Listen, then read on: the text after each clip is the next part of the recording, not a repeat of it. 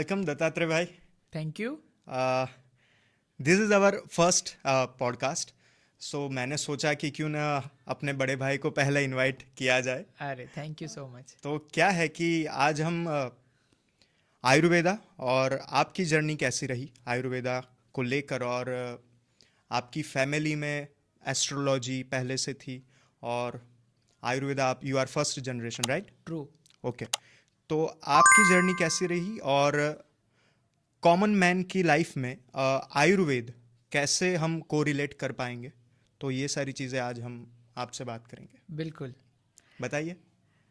सबसे पहले मैं ये बात शुरू करने से पहले आपको बहुत ज़्यादा धन्यवाद देना चाहता हूँ, थैंक यू सो मच. क्योंकि आजकल जो सिस्टम पैदा हो चुकी है, आप अगर किसी भी न्यूज़ चैनल पे जाए या किसी भी जगह पे जाए तो बहस होती है, डिस्कशन बहुत कम हो गए. यस, डिबेट जो है सो वो हम कहते हैं कि we should discuss rather than doing debate.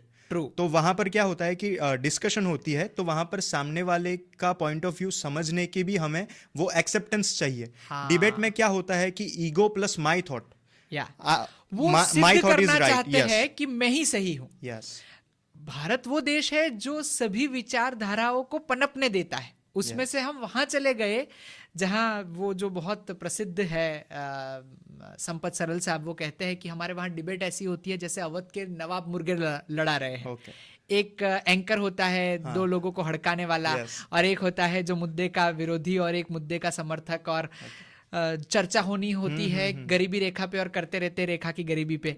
तो वो जो परिस्थिति है उसमें से निकल के आज लोग पॉडकास्ट को देख रहे हैं. क्यों देख रहे हैं? क्योंकि लोग समझना चाहते हैं चीजों को अच्छे से, पर उसको बात करने वाला, उसको समझने वाला, समझाने वाला, जो ठहराव से अपनी बात को रखने वाले लोग नहीं है. तो ये जो आपने मुहिम शुरू की है लोगों से बात करने की और एक पूरा वक्त दे करके उनसे उनकी जर्नी समझना और उस विषय के साथ, जो एक्सपर्ट जिस विषय के साथ जुड़ा हुआ है उस विषय को समझना, एक्सप्लोर विथ आर्श, जो आपका पॉडकास्ट का नाम है और जो आपकी चैनल है आर्श पुरोहित यूट्यूब पे, तो मैं उसको पहले बहुत सारी बधाइयाँ देना चाहता हूँ कि आप जिस शांति से इसको शूट कर रहे हैं, जिस लोगों तक जिस थॉट के साथ पहुंचाना चाहते हैं, जिस शांति के साथ आपसे जुड़े हुए लोग या आने वाले समय में जुड़ने वाले लोगों की बात को आप एक प्लेटफॉर्म भी दे रहे हैं और एक विचारधारा को आप लोगों तक एकदम, क्या कहते हैं, फिल्टर किए बिना ओरिजिनल फॉर्म में पहुंचाना चाहते हैं. सो इन दैट इरा जहां पे केओस है, जहां पे इतना सारा कंटेंट है, जहां पे इतनी सारी शोरगुल है कि सच्ची आवाज जो है वो लोगों तक नहीं पहुंच पा रही है. सही है. तो जब आपने ये मुहिम शुरू करने की सोची तो मुझे लगा चलो ये बच्चा बहुत अच्छा कर रहा है. अच्छा. तो अपन इसके साथ जुड़ते हैं और अगर ये यात्रा की बात करने चाहते हैं, ये आयुर्वेद की बात करना चाहते हैं, तो हम इस प्लेटफॉर्म से भी एक अच्छी बात लोगों तक पहुंचाने की प्रक्रिया को करते हैं. तो जर्नी की बात की जाए तो दो अलग अलग पहलू है इस प्रश्न में. पहला पहलू है कि क्या जर्नी है एज ए ह्यूमन बीइंग, मेरी यात्रा क्या रही है, और दूसरा आयुर्वेद, जब हम फर्स्ट जनरेशन से आयुर्वेद में इसमें आते हैं तो क्या उससे चीज़ होती है. तो मैं आपको भी जानता हूँ, मैं जानता हूँ कि आर्श भाई व्यक्ति के तौर पे क्या है, क्योंकि हर इंसान के आगे पीछे थोड़े टैग लगे रहते हैं. जैसे आपने एमबीए किया, आप मार्केटिंग में एमबीए किया, आपका जैसे बैचलर डिग्री जो है परफॉर्मिंग आर्ट में है, वोकल म्यूजिक में है. तो वो जो ओहदे लगा दिए जाते हैं उससे भी बड़ा ओहदा है कि आप कितने अच्छे इंसान हैं. और वो ओहदा आता है दो चीजों से: आपकी अपब्रिंगिंग, आप कैसे बड़े हुए, आपको किस किस घटनाओं से गुजरना पड़ा है, आप कैसे इंसान बने, आपके जीवन में कितना संघर्ष था. इस बात से मुझे एक बात याद आ रही है कि जब मैं सचिन का जो मूवी था द बिलियन ड्रीम्स, उसका मैंने जब ट्रेलर देखा तब सचिन के जो पिताजी थे तो उन्होंने ऐसा कहा सचिन को कि सचिन, एक बात लाइफ में याद रखना कि तुम कितने भी अच्छे क्रिकेटर हो, तुमने कितनी भी सेंचुरियाँ लगाई हो, आप फील्ड पे कितने भी अच्छे प्लेयर हो, लेकिन at the end of your life लोग ऐसे ही याद रखेंगे कि आप कितने अच्छे इंसान हैं. सही बात है. तो ये सब उपलब्धियां, प्रसिद्धियां जो है वो आपको बाद में मिलती है. आप पहले जिस संघर्ष से, जिस यात्रा से गुजरते हैं, वही यात्रा आपको बनाती है, उसी का कुल जमा है आप. तो जो भी है, आर्ष भाई है या दत्तात्रेय भाई है, जो कोई भी है, वो उसी का कुल जमा है। तो मैं उस जर्नी, क्योंकि आपका बैकग्राउंड जानता हूँ, आप भी एक मिडिल क्लास फैमिली से है, हम भी मिडिल क्लास फैमिली से है। 2004-5 में जब आयुर्वेद में एडमिशन लिया तो उस वक्त ऐसी परिस्थिति थी, अहमदाबाद की अखंडानंद में हम पढ़ रहे थे और 20 रुपए की गुजराती थाली मिलती थी और वो 22 की हो गई। तो हम शाम का खाना नहीं खा पाते थे। क्यों नहीं खा पाते थे? क्योंकि हमारे पास वो पॉकेट मनी नहीं थी। तो हमने ये सोचा कि चलो हम नाश्ता करके इस समय को गुजार देंगे। तो ये यात्रा मिडिल क्लास फैमिली के बच्चों के ग्रोथ की यात्रा है। अगर वो चाहे मेरी कहानी हो, वो चाहे आपकी कहानी हो। Exactly. तो वो धीरे धीरे फिर आज आपने जितनी एक्सपर्टी हासिल की है, आप जहाँ पे खड़े हैं, आपके जितने भी आयुर्वेद के नाम पे या और किसी नाम पे आपके जो एम्पायर खड़े हैं, वो आपने खुद बनाए हुए हैं। ये जो खुद बनाने वाला प्रोग्राम है, उसमें जो अहम आ जाता है कि ये मैंने करा, वो थोड़ा सा गलत है। ऐसा मैं इस यात्रा में जहाँ तक पहुँचा हूँ वहाँ समझा हूँ। इसमें आपके माता पिता का, आपके मित्रों का, आपकी पत्नी का, आपके बच्चों का, आपके इर्द गिर्द जो घटनाएं घटित होती है, ईश्वर ने जो कुछ भी आपके साथ उस संघर्ष की यात्रा से जुड़ा है, जो डॉट कनेक्शन थियरी है, वो भी उससे जुड़ा रहता है। तो यात्रा की सबसे मजेदार बात ये थी कि जब हम यात्रा कर रहे थे, जब हम साइकिल पे कॉलेज जा रहे थे, जब हम 4 रुपए की MTS की बस की टिकट लेकर के पूरे अहमदाबाद को संडे को घूमते थे, जब हमारे पास मूवी देखने के पैसे नहीं थे, जब हमारे पास कपड़े खरीदने के पैसे नहीं थे, उन दिन को अगर संघर्ष कहा जाए तो हमने उन दिनों में कभी सोचा ही नहीं कि इसको संघर्ष कहते हैं। yes, yes. उन दिनों में तो हमें मजा ही आ रहा था कि भाई साहब ये तो बहुत ही अच्छा है, 4 रुपए में अपने को चाट खाने को मिल जा रही है, 10 रुपए में हम साइकिल से पहुंच जा रहे हैं। हाँ, पर आज मुड़ के पीछे देखने पे वो दिन भी बहुत मज़ेदार लगते हैं, आज के दिन भी मज़ेदार लगते हैं। पर मुझे ऐसा लगता है कि अगर आपकी जो यात्रा है उसमें चाहे संघर्ष हो, चाहे संस्कार हो, पर एक चीज़ बहुत ज़्यादा महत्वपूर्ण है और वो है कंसिस्टेंसी। yes. अगर आप उस यात्रा में आपने 4 दिन आयुर्वेद किया, 5 दिन एलोपैथ किया, 10 दिन म्यूजिक किया, 15 दिन एस्ट्रोलॉजी कर दिया, फिर थोड़े, अगर आप किसी एक चीज से लगातार जुड़े हुए रह करके काम करते हैं तो आज नहीं तो कल आप अच्छे इंसान, अच्छे सफल इंसान बनी जाते हैं। Exactly. और मेरी यात्रा का सबसे महत्वपूर्ण पार्ट जो मैं मानता हूं यही है। तो वो डॉक्टर बनने से पहले की जो बात है, मध्यम वर्गीय परिवारों में आप 90 के दशक की बुनावट देखेंगे तो वहाँ पे आपके लिए सभी निर्णय आपके माता पिता लेते हैं। पर फिर भी ऐसा नहीं होता जो आज पेरेंटिंग वर्कशॉप में सिखाया जा रहा है कि आप बच्चे को डांटेंगे तो फिर बच्चा बड़ा होकर आपसे प्यार नहीं करेगा। आप अपने माता पिता से उतना ही प्यार करते हैं और आप काफ़ी ओबीडियंट चाइल्ड थे क्योंकि आप माता पिता की वो जो डोमिनेंसी है उसको फॉलो करते हैं। आज आप ओबीडियंट फादर भी बन गए हैं क्योंकि आपके बच्चे का भी मानना पड़ रहा है।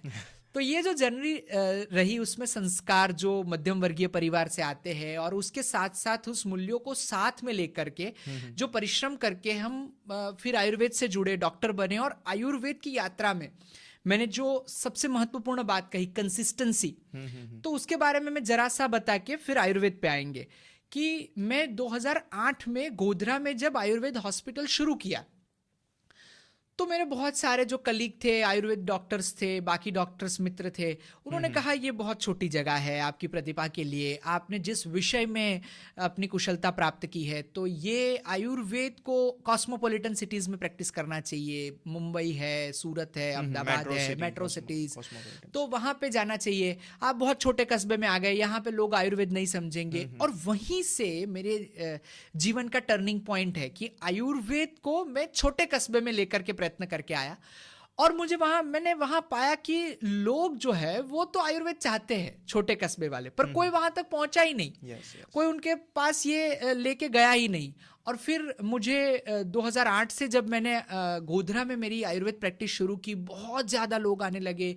मेरी प्रैक्टिस जो है वो अपने जोशो खरोश पे पहले 6 महीने में ही आ गई। मतलब ऐसे लोग जो गोधरा से बहुत दूर दूर तक नाता नहीं रखते थे वो भी ढूंढ ढूंढ के आने लगे। और मैंने सुना है कि आपके पिताजी ने अपने जिंदगी की सारी कमाई बिल्कुल आपके पीछे लगा दी थी। जी, बिल्कुल लगा दी थी उनके पास। जब मेरा हॉस्पिटल बना तो जितना उनके पास जमा पूंजी थी सब उसमें लग गई। तो उनके बड़े भाई है और बाकी तमाम जो उनके लिए गुरुवर्य आचार्य पद पे है या फिर बड़े लोग हैं उनके जीवन में, उन्होंने कहा कि ये क्या कर दिया तूने, या अगर पूरा पैसा बच्चे को दे दिया, अब ये बच्चा सफल नहीं होगा तो क्या होगा।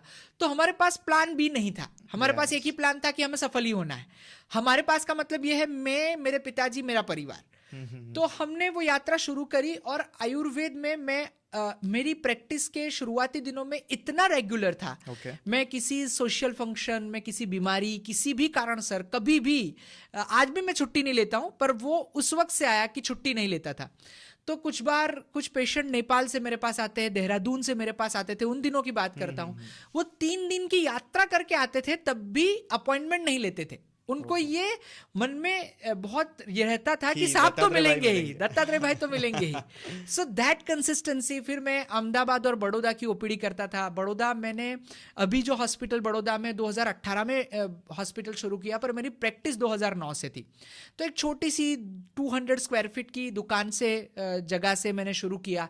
और वहाँ पे जब मैं आता था दूसरे और चौथे रविवार को, तो मैं सुबह 5:30-6 बजे आ जाता था और लाइन लग जाती थी 50-60 लोगों की सुबह 5:30-6 बजे। और मैं रात्रि के 10 बजे के दौरान, 11 बजे के दौरान फ्री हो पाता था। और एक दिन में 200-250 पेशेंट की नाड़ी देखना, उनको चिकित्सा उपक्रम समझाना, उनको दवाइयां देना।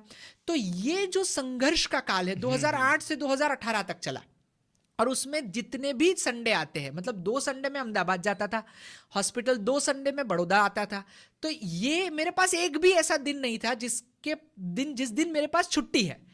तो जिसे अवकाश कहते हैं वो था ही नहीं मेरे पास। अभी अपन बैचलर थे, जीवन में कोई वक्त मांगने वाला नहीं था। और ये अपना पैशन भी बन गया था, क्योंकि ये अभी आपने जो बोला वो अभी कंप्लेन की तरह बोला है या फिर नहीं, वो मैंने अभी वक्त इस मांगने वाला बात है? नहीं, वर्तमान में कंप्लेन होती तो मैं यहाँ तक पहुंच ही नहीं पाता। क्योंकि मैं 2013 में शादीशुदा हो गया और 2013 से 2018 तक जो मैं पहले था वही का वही कार्यक्रम चला रहा हूँ। रात्र बढ़ गया पर घटा नहीं। तो उनका साथ बहुत अद्भुत रहा। मेरे जो हमसफर है उनका साथ बहुत ही ज्यादा अच्छा रहा। उन्हीं की, मेरे माता पिता की बदौलत ही मैं जो अभी तक हूं वो हूं। पर उन दिनों में तो ऐसा कुछ भी बंधन या सोच नहीं था। तो वो बहुत ज्यादा कंसिस्टेंसी में था। और मेरा संडे, मुझे याद है मैंने सिर्फ एक संडे जो बड़ौदा का है वो छुट्टी रख पाया था, क्योंकि मेरे नाना जी का देहांत हो गया था। तो इसके अलावा कोई भी त्योहार हो, जैसे मैं आज, हम जब शूट कर रहे हैं इस बात को, तो ये जनवरी का 18वीं 19वीं तारीख को शूट कर रहे हैं। मैं जिसको गुजरात में बहुत महत्वपूर्ण माना जाता है, वासी उत्तरायण, वो 15 तारीख को थी और मेरा संडे अहमदाबाद का 15 तारीख को ही था। तो मैं इस संडे को अहमदाबाद ही था मेरी ओपीडी में। वो सिर्फ मेरा संघर्ष नहीं है, मेरे स्टाफ को भी रहना पड़ेगा। क्योंकि जो अपॉइंटमेंट देने वाला है, जो दवाई पैक करने वाला है, जो कूड़ा कचरा साफ करने वाला है, स्वीपर से लेके मैनेजर तक। एक बात ऐड करना चाहूंगा यहाँ पर।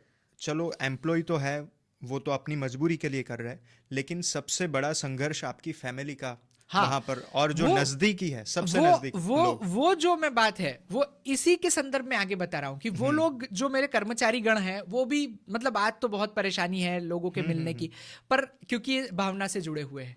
मैं इसी महीने का उदाहरण देता हूं, 1 तारीख को भी संडे था, 1 जनवरी, और वो मेरे एक लौते बच्चे का जन्मदिन है। पर मैं उस दिन भी मेरी ओपीडी में ही था। तो ये कितना बड़ा योगदान मेरी पत्नी का है, मेरे बच्चे का है, वो महज 10 साल का है, मेरे माता पिता का है। तो वो इसके लिए ये सभी का एक कलेक्टिव सक्सेस है। तो वो कलेक्टिव सक्सेस में जो सबसे की इंग्रेडिएंट था वो आयुर्वेद था। दत्तात्रेय भाई, मैंने काफी बार देखा है कि जब योगा होकर भारत में आता है और आयुर्वेदा होकर भारत में आता है, तभी हम उन चीजों की वैल्यू करते हैं। जबकि जैसे काफ़ी सारी चीज़ें ऐसी है कि made in America, made in USA और मेड इन चाइना हम तभी करेंगे, या फिर हमारे जहन में तभी वो बात क्लिक होगी जब वो बाहर का चक्कर लगा कर आती है। तो और आजकल वेस्टर्नाइज कंट्रीज़ में और काफ़ी सारी जगहों पर आयुर्वेदिक क्लिनिकल अप्रोच बढ़ रहा है। तो इस विषय में आपका क्या कहना है? तो जो मेरी आयुर्वेद की जर्नी के बारे में मैंने बताया कि एक छोटे कस्बे से लेके कॉस्मोपॉलिटन सिटीज में, आप अहमदाबाद में, बड़ौदा में हमारे हॉस्पिटल है, और आपकी जो बात है कि जब आयुर्वेद आयुर्वेदा होके आता है, जब योग योगा होके आता है, Yes. और फिर हमारा एक्सेप्टेंस बढ़ता है, जब हमारे पास एनआरआई सीजन्स होती है, जब हमारे पास यूरोपियन कंट्रीज के गोरे लोग चिकित्सा के लिए आते हैं, पंचकर्म कराते हैं, शिरोधारा कराते हैं, और फिर उनको 2-4 लोग जो सर्व कर रहे हैं, वो चाहे होटल बिजनेस में हो, चाहे और किसी जो लोकल मैनेजर है उनका, वो फिर देखते हैं और वो 2 लोगों को बताते हैं कि ये देखो भाई साहब फ्रांस से आए हैं, ये हंगेरी से आए हैं, ये बल्गेरिया से आए हैं, और ये यहाँ पे ये ढूंढ के दत्तात्रेय भाई को ढूंढ के आए हैं, तो आप भी कराइए, और फिर वो सिलसिला चल पड़ता है। तो ये मुझे ऐसा लगता है कि इसका जो बुनियादी ढांचा है वो ऐसे हुआ कि जो हमारा गुलामी का काल था, जब मैकॉले ने हमारे वहाँ शिक्षक की जो नई प्रथा शुरू की, हम गुरु शब्द को विस्थापित कर दिया और शिक्षा को लाए। Yes. तो आप आज भी जाके उसका भाषण सुनिएगा, वो हिंदी में भी उपलब्ध है। जब आप सुनेंगे तो आपको लगेगा कि उसने ये बात कही है कि मैं पूरे भारत में बहुत घूमा हूं, और जब तक हम उसकी शिक्षा व्यवस्था को नष्ट नहीं करेंगे, तब तक हम अपने आप को बेहतर नहीं बना पाएंगे। तो जो कितने आप पिछले 1000 साल का इतिहास ले लीजिए, उसमें शक आए, हुण आए, पोर्तुगीज आए, अंग्रेज आए, फ्रेंच आए, पठान आए, तगलग आए, चंगेज आए, कितने सारे लोग आए। Yes, yes. और एक बहुत अच्छा मिसरा मुझे याद आता है कि यूनान, रोम, मिस्र सब मिट गए जहां से, बाकी जहां में अब भी नामो निशा हमारा। कुछ बात है कि हस्ती मिटती नहीं हमारी, कुछ बात है कि हस्ती मिटती नहीं हमारी, सदियों रहा है दुश्मन दौरे जहां हमारा। Yes, exactly. तो सदियों तक दुश्मन रहने के बावजूद हमारी संस्कृति का इतना नुकसान नहीं कर पाए जो पिछले 70 वर्षों में हमारी शिक्षा व्यवस्था ने कर दिया। Exactly.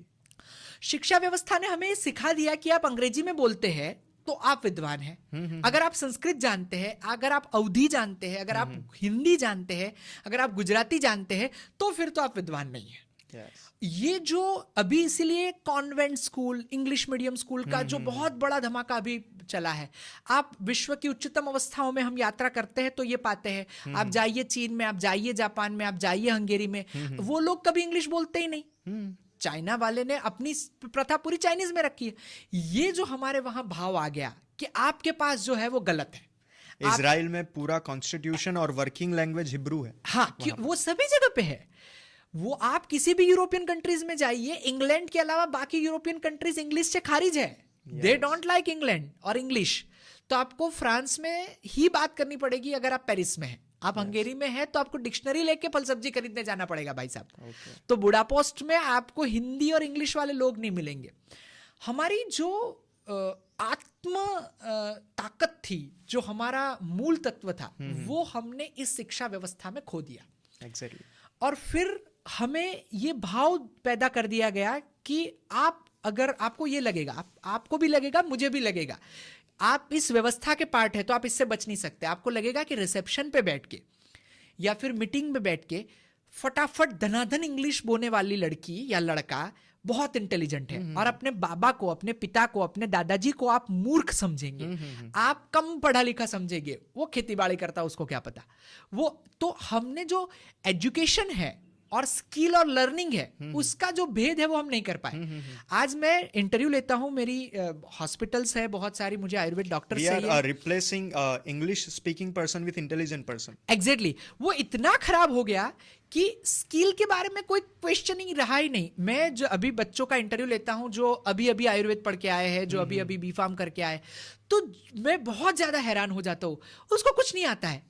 वो पूरे जिंदगी के पिक प्रोडक्टिव 5 ईयर्स, 5.5 साल अपनी जिंदगी के उसने लगाए, अब उसको कुछ नहीं आता है। ये शिक्षा व्यवस्था का फेल्योर है, ये 17 सालों का हमारा कलेक्टिव फेल्योर है, ये मेरा भी फेल्योर है अगर मैं नहीं बता पा रहा आने वाली पीढ़ी को। तो अभी कपिल शर्मा शो में खान सर आए थे और विवेक बिंद्रा और गौर गोपाल दास। तो खान सर ने एक बात बोली थी कि हमारे एजुकेशन सिस्टम में 2 चीज की कमी है, एक एजुकेशन की और एक सिस्टम की। तो ये एकदम सही पकड़ा है उन्होंने कि एजुकेशन की और सिस्टम की कमी है। जो स्किल था, जो हुनर था, जो हाथ का काम था, जो मेहनत का काम था, उसको हमने बहुत जो है ना वो छोटा समझ लिया। तो जब भी ये जो हमारा रिकॉग्नाइजेशन जो है कि ये करेगा कंफर्म अप्रिशिएशन कि ये एकदम साइंटिफिक है। हमारी दिक्कत यह है कि नीम को हमें अमेरिका का स्टैंप लगवाना पड़ रहा है, योग को हमें अमेरिका का स्टैंप लगवाना पड़ रहा है। अब हमारी पीढ़ी ही ऐसी पैदा हो गई है कि जो लाइसेंसिंग अथॉरिटी है वो भी ये मानती है कि वही जगह पे सब अच्छा है। तो ये जो हमारी जो राष्ट्र के तौर पे विकास की परंपरा है, अगर हम उसमें योग को, आयुर्वेद को, हमारी शिक्षा प्रथा को अगर पावरफुल नहीं करेंगे तो ये तो बहुत ज्यादा हम कमतर भाव में आ जाएंगे। इंफीरियरिटी कॉम्प्लेक्स इतना बढ़ गया है कि हमारा जो ब्रेन है, मतलब जो आत्मगौरव होना चाहिए, विवेकानंद ऐसा कहते हैं कि आत्मनिष्ठ बनो। हाँ। मतलब जो सेल्फ रिस्पेक्ट होनी चाहिए, आपको दूसरों की रिस्पेक्ट करनी है, लेकिन आज की जनरेशन दूसरों से रिस्पेक्ट के बजाय इन्फ्लुएंस ज्यादा होती है। हाँ, वो शिक्षा प्रथा की समस्या है। और वो जो जितना इन्फ्लुएंस है और जितनी समस्याएं जो भी पैदा हुई है, अगर आप एक लिस्ट बनाएं बैठ के, पढ़े हुए लोगों ने पैदा की हुई समस्या इस दुनिया में, इस देश में, और नहीं पढ़े लिखे जिनको माना जाता है उन्होंने पैदा की हुई समस्याएं, तो समस्याओं का लिस्ट पढ़े लिखों का ज्यादा ही होगा। तो ये जो हमारी एजुकेशनल सिस्टम थी और जो आत्मगौरव था, वो अब थोड़ा थोड़ा वापस आ रहा है। योगा दिवस अंतरराष्ट्रीय स्तर पे मनाया जा रहा है due to our prime minister Modi साहब। और अगर हम देखने जाए तो हमने इतनी बड़ी स्वास्थ्य प्रणाली जिसके साइंटिफिक होने के इतने बिगुल बजाए जाते थे पूरी दुनिया में कि ये तो दुनिया की बेस्ट ही हो गई, मतलब अभी तक कुछ ऐसा आया ही नहीं था, ये तो जादू चमत्कार ही हो गया, उसको हमने एक साथ कोलैप्स होते देखा। वो चीन में हो गया, वो अमेरिका में हो गया, वो कनाडा में हो गया, ये न्यूजीलैंड में भी हो गया। तो कोरोना ने उनका जो सच है वो निकाल के सामने रख दिया। मैं ये नहीं कहता कि वो गलत है, मैं ये कहता हूं कि वो भी सही है और हम भी सही है। वाला जो मैच्योरिटी, अंडरस्टैंडिंग और आत्मगौरव था वो घट गया। अच्छा, दूसरी एक पैरेलल डिस्टर्बेंसेस क्या हो गई वो भी मैं आपको समझाता हूं। हमारा पहला प्रोग्राम तो ये था कि हम आत्मगौरव रखें, पर दूसरा प्रोग्राम हमने कुछ ऐसे भी लोग पाल लिए जो एक्सट्रीम सुपीरियरिटी कॉम्प्लेक्स से भी पीड़ित है, जो मानता है सिर्फ आयुर्वेद सही है, सिर्फ भारत ही सही है, सिर्फ भारत की संस्कृति है, तो वो लोग भी बहुत घातक है। Of course. तो ये जो मध्य मार्ग है, जो हमारा सही है, कुछ चीजें देखिए, as a collective nation, as a संस्कृति, एज साइंस, इंक्लूसिव अप्रोच। हाँ, तो जो इंक्लूसिव अप्रोच हमारा था, हमारा वेद क्या कहता है, सभी दिशाओं से शुभ विचार, शुभ बातें प्राप्त करें। वो हमने करना। ये जो सुपीरियर में चले जाते हैं जो लोग कि आयुर्वेद ही सही है, जैनिज्म ही सही है, इस्लाम ही सही है, तो ये जो एक्सट्रीमिस्ट है वो भी बहुत नुकसान कर रहे हैं, और जो बहुत ज्यादा बेचारे इंफीरियरिटी कॉम्प्लेक्स में वो भी परेशान है। तो हमें जो साइंटिफिक अप्रोच है वो फॉल्स क्लेमिंग से बचना है, और हमें हमारे हल्दी पे, हमारी नीम पे, हमारे तुलसी के पौधे पे, हमारी जो परंपरा है, हमारा जो इतिहास है, उसको थोड़ा सा और साइंटिफिक फॉर्म में अच्छे से रिसर्च करके एविडेंस बेस बना के दुनिया समझ पाए, इस शब्दों में दुनिया के सामने रखना है। तो जो ऑथेंटिसिटी है उसको हम रिप्लेस कर सकते हैं कि अगर भारत से आया है तो ये सही होगा। तो ये जो ब्रांड आयुर्वेदा है उसको इंटरनेशनल लेवल पे रखने के लिए दोनों ही चीज़ों का बहुत महत्वपूर्ण है। एक, सरकार जो है वो बहुत अच्छे से इसमें जागरूक हो ही रही है और हो जाए, और जो नागरिक के तौर पे हमारा जो आयुर्वेद के प्रति झुकाव है, एक बहुत सिंपल सा एग्जाम्पल देके मैं आपको बताता हूं। अगर मैं आपको या एवरेज किसी भी भारतीय को यह प्रश्न पूछूं कि जितने पैसे खर्च हो रहे हैं एलोपैथी दवाई लेने में, उतने ही पैसे खर्च हो आयुर्वेद दवाई लेने में, और जितने दिनों में एलोपैथ ठीक कर रहा है उतने ही दिनों में आयुर्वेद ठीक कर रहा है, तो आप आयुर्वेद लेना चाहेंगे कि एलोपैथ? तो 80 से 90% लोग आयुर्वेद चिकित्सा लेना पसंद। तो दत्तात्रेय भाई, आयुर्वेद में नाड़ी की भी हम बात करते हैं, नाड़ी परीक्षण की बात करते हैं, और नाड़ी की काफ़ी सारी गतियाँ होती है, तो वो क्या होती है? और हम जब छोटे थे तब आपके वहाँ हम आते थे तो पापा ने बोला कि ये he is very clever doctor. तो क्या पापा जब पहली बार मतलब दिखा कर आए तो बोलते थे कि हर्ष, आपकी नाड़ी देखेंगे और आपका पूरा नेचर बता देंगे, आपके बॉडी में क्या क्या डिसीज़ है, वो सारी चीज़ें। तो हम बहुत एक्साइटेड थे आपसे मिलने के लिए, और कभी कभार तो मैं ऐसे ही आ जाया करता था, क्योंकि वो एक्साइटमेंट होता है कि क्या रहा है हमारी बॉडी में। तो इस विषय में आप क्या कहेंगे? तो नाड़ी बहुत अच्छा विज्ञान है, और ऐसा है कि वो बेचारा धीरे धीरे खत्म होने की कगार पे आ गया। Yes, उसके जो फॉलोअर्स है वो घटते गए।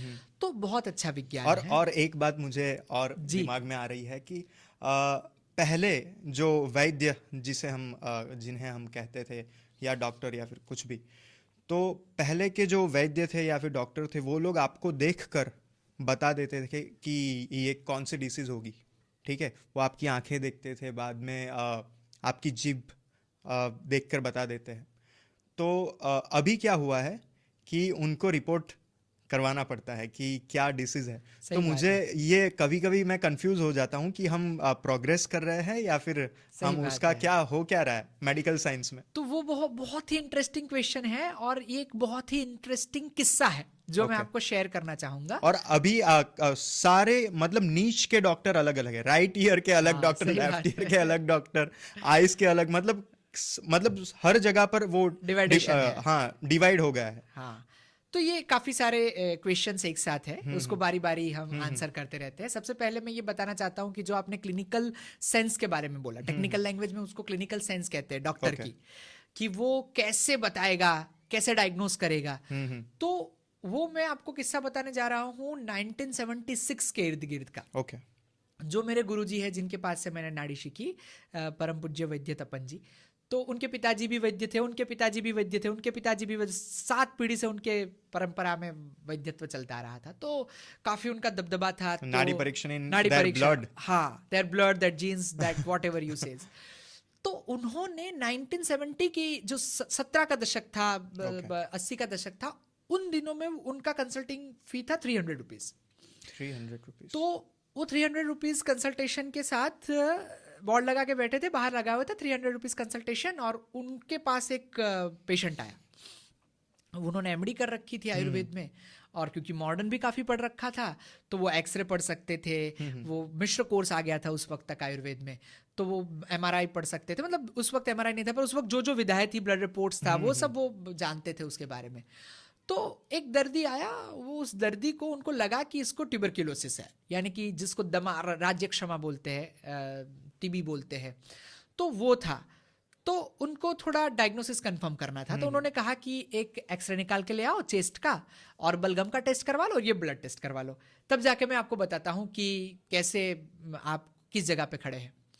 तो पेशेंट ये सब करवा के आ गया। फिर पेशेंट ने बहुत ही महीन, बहुत ही जिसको बोलते हैं कि झकझोरने वाला, आर पार निकालने वाला प्रश्न पूछा कि डॉक्टर साहब, ये जो 300 रुपए लिखे हैं बाहर आपने, वो जो 300 रुपए में आप कंसल्टेशन करते हैं ना, तो उसमें करते क्या है? हम 300 रुपए आपको किस बात के दे रहे हैं? तो बहुत सहजता से कोई भी डॉक्टर कहता है कि मैं 300 रुपए में डायग्नोसिस करता हूं, है ना। हम डायग्नोसिस करते हैं कि ये व्याधि है। तो बोले आप एक्सरे से करें, बलगम के टेस्ट से करें, खून के टेस्ट से करें, किसी भी जांच से करें, मुझे क्या लेन देन, मुझे तो 300 रुपए में डायग्नोसिस मिलना चाहिए। सीधी सी बात है। पेशेंट ने ये प्रश्न पूछा, तो उनका माथा खनका कि यार ये बात तो सही कर रहा है। अगर 300 रुपए में मुझे उसको डायग्नोसिस देना है, तो ये तो जो बाकी के उसके एक्सरे का खर्च अलग से हो गया, उसका ब्लड का टेस्ट का खर्चा अलग से हो गया। तो उससे पहले वो थोड़े, मैंने कहा ना, हमारी शिक्षण प्रथा में ये दुर्व्यवस्था हो गई है। पुराने लोगों को थोड़ा बेचारे को वही मान लेते हैं कि वो तो क्या जाने, हम ही है जो है। तो वो अपने पिताजी के पास गए, बोले मुझे अब नाड़ी सीखनी है, क्योंकि मुझे अब डायग्नोस करना है बिना खर्चे करवाए। तो वैसे वो नाड़ी सीखे। मैं तो बहुत 18-19 अलग अलग वैद्यों के पास बैठ के ये जिसको नाड़ी का ज्ञान था हमें सिखाते गए, और हमें आता गया। तो वो जो नाड़ी परीक्षण की जो प्रक्रिया थी, उसका जो मूल उद्देश्य था, आपने जो बताया क्लिनिकल सेंस डॉक्टर की जो है वो खत्म होती जा रही है। ऐसा कहा जाता था कि जब पेशेंट चल के आता है तो उसकी जो पैर की गति है, उससे उसकी स्किन का जो कलर है, तो परीक्षण भी बताए गए। आज से 5000 वर्ष पूर्व चरक संहिता में जो एग्जामिन कैसे करते पेशेंट को, तो मल मूत्र, नाड़ी, जिह्वा यानी कि जिभ देख के, आंख देख के, त्वचा का कलर देख के, शब्द, स्पर्श, रूप, रस, गंध से, इंद्रियों से ज्ञान करते हैं। दर्शन, स्पर्शन, प्रश्न ही ऐसा संस्कृत में कहा है, दर्शन से देख के कि क्या है, प्रश्न पूछ के, स्पर्श करके, उसकी आवाज सुन के, जो आप स्टेथोस्कोप से आज सुन रहे हैं। तो ये सभी विधाएं थी डायग्नोसिस की। और रक्त का परीक्षण, मूत्र का परीक्षण, मल का परीक्षण, वो लिखा हुआ है। तो और मैंने एक चीज़ ऐसी भी पढ़ी है कि जब मुगल काल था तो मुगल की काफ़ी सारी रानियां होती थी, तो जब वो तो उनको तो घूंघट में या फिर बुर्के में रहना पड़ता था, तो ऐसा कहा जाता है कि वो वैद्य के सामने नहीं आ पाती थी, तो वैद्य ऐसा कहते थे कि उनके हाथ पर एक धागा धागा दिया बांधो जाएगा। और वो धागा मुझे दे दो, तो वो पकड़कर मैं बता दूंगा कि डिसीज कौन सी है। तो ये अतिशयोक्ति भरा स्टेटमेंट है या फिर ये सही है? मैं उसके ऊपर आता हूँ। ओके। मैं वो क्लिनिकल सेंस वाली बात खत्म कर लूँ और फिर इसके ऊपर भी आता हूँ। तो जो क्लिनिकल साइंस है, आप देख के बता सकते हैं, बच्चे को मेडिकल साइंस में सिखाया यही जाता है, क्योंकि आपका मूल काम डायग्नोसिस है। अब मूल काम मशीन करने लगे हैं और हम इतनी मशीनी मानसिकता में जा रहे हैं कि आप अभी भी इंडिया में इतना मशीन का जो इन्फ्लुएंस है वो बहुत ज़्यादा नहीं है। अभी भी हम इंसान पे, जुगाड़ पे बहुत ज़्यादा निर्भर हैं। और हम पहले मंत्र, हाँ, बाद में तंत्र और अभी यंत्र। मतलब हम अपग्रेड नहीं हो रहे, डिग्रेड हो रहे हैं। सही बात। तो ये जो यंत्र वाली प्रणाली है उसमें भी हमारा अभी तक इतना नहीं है। पर जब आप किसी यूरोपियन कंट्रीज में जाएंगे और आप वो करना, एक छोटा सा प्रयोग करना, मैं आपको बता रहा हूँ। आप मतलब एयरपोर्ट पे जाना, एविएशन बेस पे, और वहाँ पे बहुत सारे आज तो मॉल बना दिए, व्यापार है, बाजार है वहाँ पे, तो आप जाके कुछ खरीदिए। ओके। यहाँ पे क्या है, एक सामान्य दुकानदार 8वीं पढ़ा होगा, 10वीं पढ़ा होगा, किराने की दुकान छोटी मोटी चला रहा होगा, उसको भी आप जाके बताइए कि 103 रुपए हुए, तो आप क्या करेंगे, 500 की नोट देंगे, 3 रुपए खुले देंगे। ओके। ठीक है ना? फिर वो आपको 100 के 4 नोट वापस दे देगा। ये प्रयोग आप कभी यूरोप में करके देखिए। मशीन का क्या इन्फ्लुएंस होता है वो मैं आपको बताता हूँ। आप अगर उसको देते हैं 103 रुपए हुए, आप 500 का नोट और 3 रुपए देंगे, तो वो थोड़ी देर बेचारा परेशान रहेगा कि 3 रुपए गलत आ गया भाई साहब। ये थोड़ा सा कैलकुलेट करेगा, फिर 500 माइनस 103 करेगा, फिर उसके पास जवाब आएगा कि अच्छा ये 397 हो रहा है। फिर आपको वो 397 देगा और कहेगा कि ये 3 रुपए आपने गलती से दे दिए। अच्छा, यह वह मानसिकता बताता है कि हम मशीन पे कितना निर्भर हो गए, हम कैलकुलेटर पे कितना निर्भर हो गए हैं। तो ये इसके साथ भी हो गया। तो क्या होता गया कि पहले मतलब हम हमारी इंटरनल पावर्स डिपेंडेंसी, हाँ, हमारी डिपेंडेंसी बढ़ गई, हमारा जो सिक्स्थ सेंस था हम वो पुश नहीं कर पा रहे और वो ऐसे ही चला जा रहा है, वेस्ट हो जा रहा है। तो कैसे वेस्ट हो जा रहा है, मैं एग्जांपल के तौर पे समझाता हूँ। जैसे तालिबान का उत्पत्ति कैसे हुआ था। तालिबान को बनाया था अमेरिका ने, रशिया के सामने लड़ने के लिए। तो रशियंस को डिस्ट्रॉय करने के लिए तालिबान बनाए गए थे। फिर वो ऑटो इम्यून डिसऑर्डर हो गया, वो खुद ही लड़ने लगा बेचारा अमेरिका के सामने। तो वैसे ही जो पैथोलॉजिस्ट थे, जो आज ब्लड रिपोर्ट्स कर रहे हैं, जो आज रेडियोस्कोप डेवलप हुआ, रेडियोलॉजी की पूरी ब्रांड डेवलप हुई, बहुत अच्छा विज्ञान है। मैं उसको ये नहीं कर रहा हूँ कि ये गलत विज्ञान है, बहुत ही अच्छा विज्ञान है, आपको डायग्नोसिस में बहुत ज़्यादा हेल्प मिलती है। पर देवर कन्फर्मिंग टूल्स, यानी कि जब आपकी मति थोड़े कंफ्यूजिंग स्टेट में आती है कि ये भाई साहब मलेरिया है या चिकनगुनिया है, और उस जगह पे वो कंफर्मिंग टूल्स हेल्प करते थे। अब दिक्कत ये हो गया कि पैथोलॉजिस्ट ये कह रहा है आपको कि इसमें मलेरिया लिखा हुआ है, तो आप कैसे मलेरिया नहीं है ये डायग्नोस कर सकते हैं। कंफर्मिंग टूल्स जो है वो डॉक्टर से बड़ा हो गया, वो क्लिनिकल सेंस से बड़ा हो गया, अथॉरिटी मशीन के पास चली गई। हाँ, तो मशीन जो है आपको क्वेश्चन करने लगा। अब वो उल्टा हो गया, वो अब उल्टा डांटते हैं। जैसे तालिबान अमेरिकन को डांटने लगे, वैसे पैथोलॉजिस्ट और रेडियोलॉजिस्ट डॉक्टर को डांटने लगे, अरे लिखा ही नहीं है इसमें, तुम्हारे पेट में कुछ गड़बड़ है, फिर कैसे है। अच्छा, पेट दर्द तो बेचारे का वही है, पर उसकी सोनोग्राफी में नहीं आ रहा, तो डॉक्टर ये मानने को ही राजी नहीं कि अब इसके पेट में कोई गैस भरा हुआ है। तो ये जो हमारी प्रणाली है, एक बहुत अच्छा गुजराती दोहा है, मैं आपको बताता हूँ। कितनी हमारी लोक परंपराओं तक में कितनी अच्छी चीजें कही गई है। तो वो एक ऐसा दोहा है, उसमें कहता है, वाग पाग ने पारखू, नाड़ी ने बड़ी न्याय, तरवू तस्करवू तंतरवू, ये आठे आप कड़ाए। मतलब ऐसी 8 विद्याएं हैं जो कोई आपको सिखा नहीं सकता, वो आप इनबिल्ट फीचर लेके आते हैं ईश्वर के पास से। वाग यानी कि आपकी वाणी और आपका म्यूजिक है ना। अमरीश पुरी साहब गवैये नहीं बन सकते, माफ करिए, बहुत अच्छे एक्टर है, पर वो गवैये नहीं बन सकते बेचारे, क्योंकि उनकी आवाज में वो नहीं है। पाग यानी कि पगड़ी कैसे पहनते हैं, वो एक कला है। पारखू यानी कि इंसान को परखना, ये कैसा अच्छा बंदा है, बुरा बंदा है, ह्यूमन साइकोलॉजी, वो इनबिल्ट होता है, पढ़ा नहीं जा सकता। वाग ने पारखू, नाड़ी देखना, ये भी बेसिकली इनबिल्ट होनी चाहिए, उसको ग्रूम किया जा सकता है, पर सिखाया नहीं जा सकता। तो पावरफुल सिक्स सेंथ वाले, पावरफुल प्राण और चेतना वाले लोग, अध्यात्म से ऊर्जित लोग उसको कर सकते हैं। नाड़ी ने बड़ी न्याय करना, यानी कि समझना क्या सच है क्या झूठ है, जस्टिस। तरवु स्विमिंग, तस्करवु चोरी करना, ये एक कला है। और तंत्रवु यानी एस्ट्रोलॉजिकल साइंस। तो ये जो सेंस था, इनर सेंस, सिक्स सेंस जिसे बोलते हैं, जो जिसको बच्चे को पढ़ाया जाता था कि तुम अच्छे डॉक्टर हो, तुम पहले नहीं था हमारे पास एमआरआई सीटी स्कैन का मशीन, और पेशेंट को जब आता था तो वो एपिलेप्सी है, वो पैरालिसिस है, वो क्या है, वो कॉमा है, वो डॉक्टर सिम्टम्स के आधार पे तय करता था। तो वो जो सिम्टम्स समझने की जो धैर्य था, जो कला थी, वो मरती जा रही है। वो एक दुखद घटना है। और डिपेंडेंसी मशीन पर बढ़ती जा रही है। डिपेंडेंसी तो चलो ठीक है, मशीन है तो डिपेंडेंस हो गए, हम इस मशीन पे डिपेंडेंट है कि हमारी आवाज लोगों तक पहुंचे। पर वो एक कला भी थी ना कि बिना मशीन के भी हम बात को समझ सकते थे। वो मशीन आया तो अच्छी बात है, पर वो कला मार देना वो अच्छी बात नहीं है। मेरा कहने का मतलब ये है।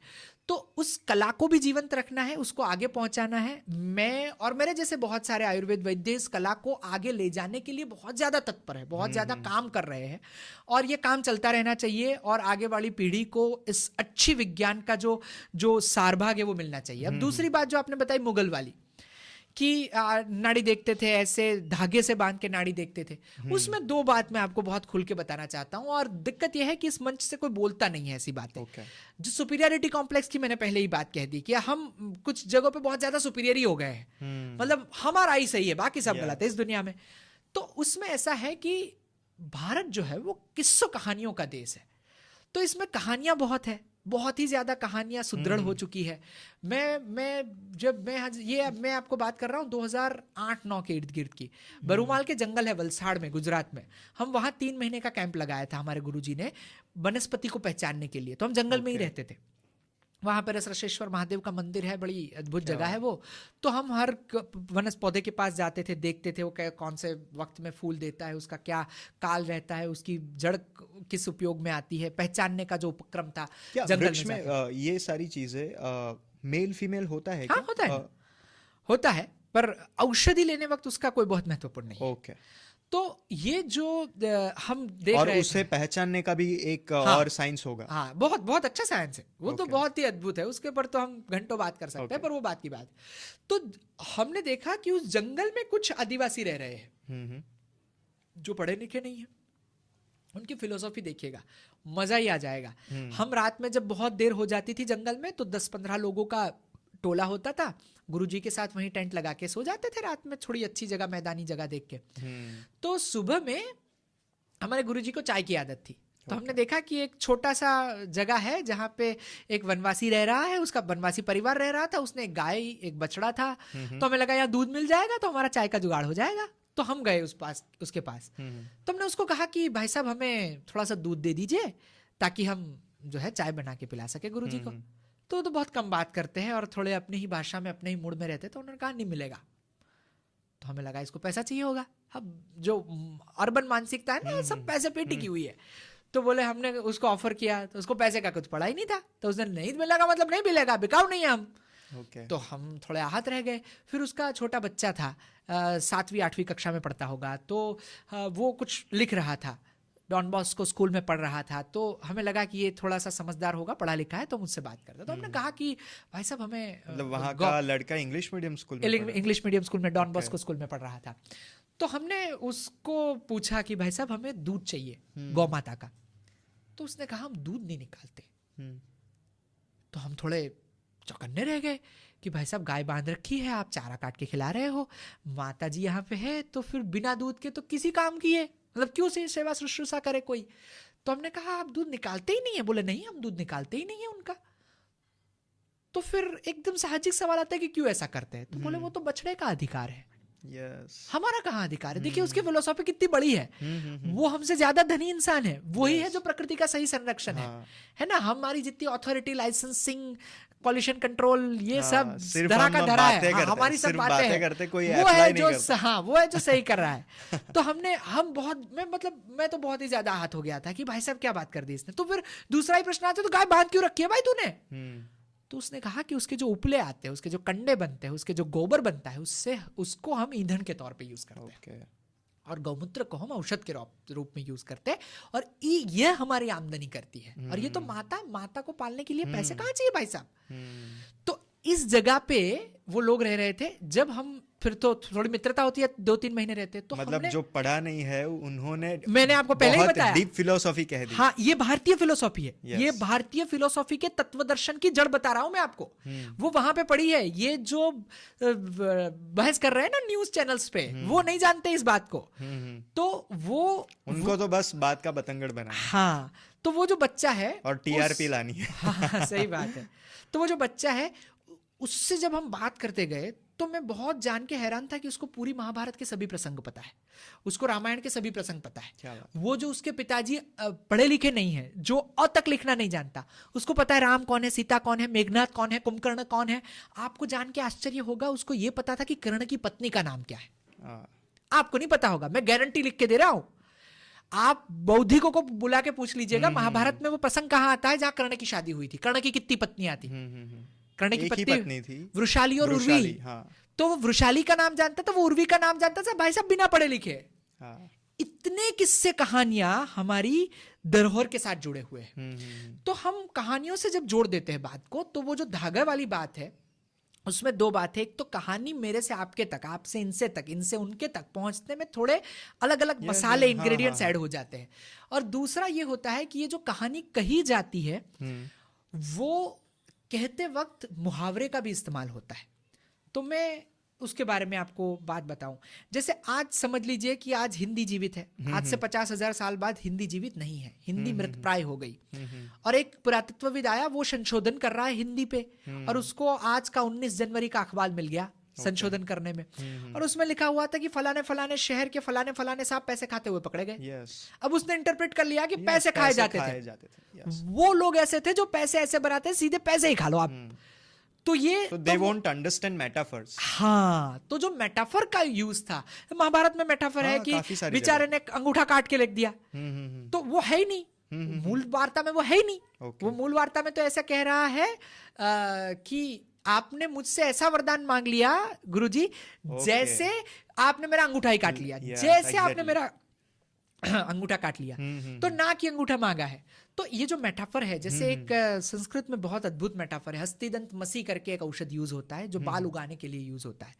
तो उसका जो श्लोक लिखा गया, तो उस श्लोक में उन्होंने लिखा है कि अगर हस्तिदंत मसी को सही तरीके से उपयोग किया जाए कि तो हाथ पैर के तलवों तक में बाल उगा सकते हैं। अब जो शास्त्रकार इतना ज्यादा ज्ञानवान है, उसको पता है कि यहाँ ऐसी संरचना ही नहीं है कि बाल उग पाए, तो लोग उसका मजाक उड़ाते हैं। मजाक इसके लिए नहीं उड़ाना चाहिए। हम नहीं कहते कि अरे you are the best mother of the world, आपने कितनी मम्मियां ट्राई की भाई साहब बताइए।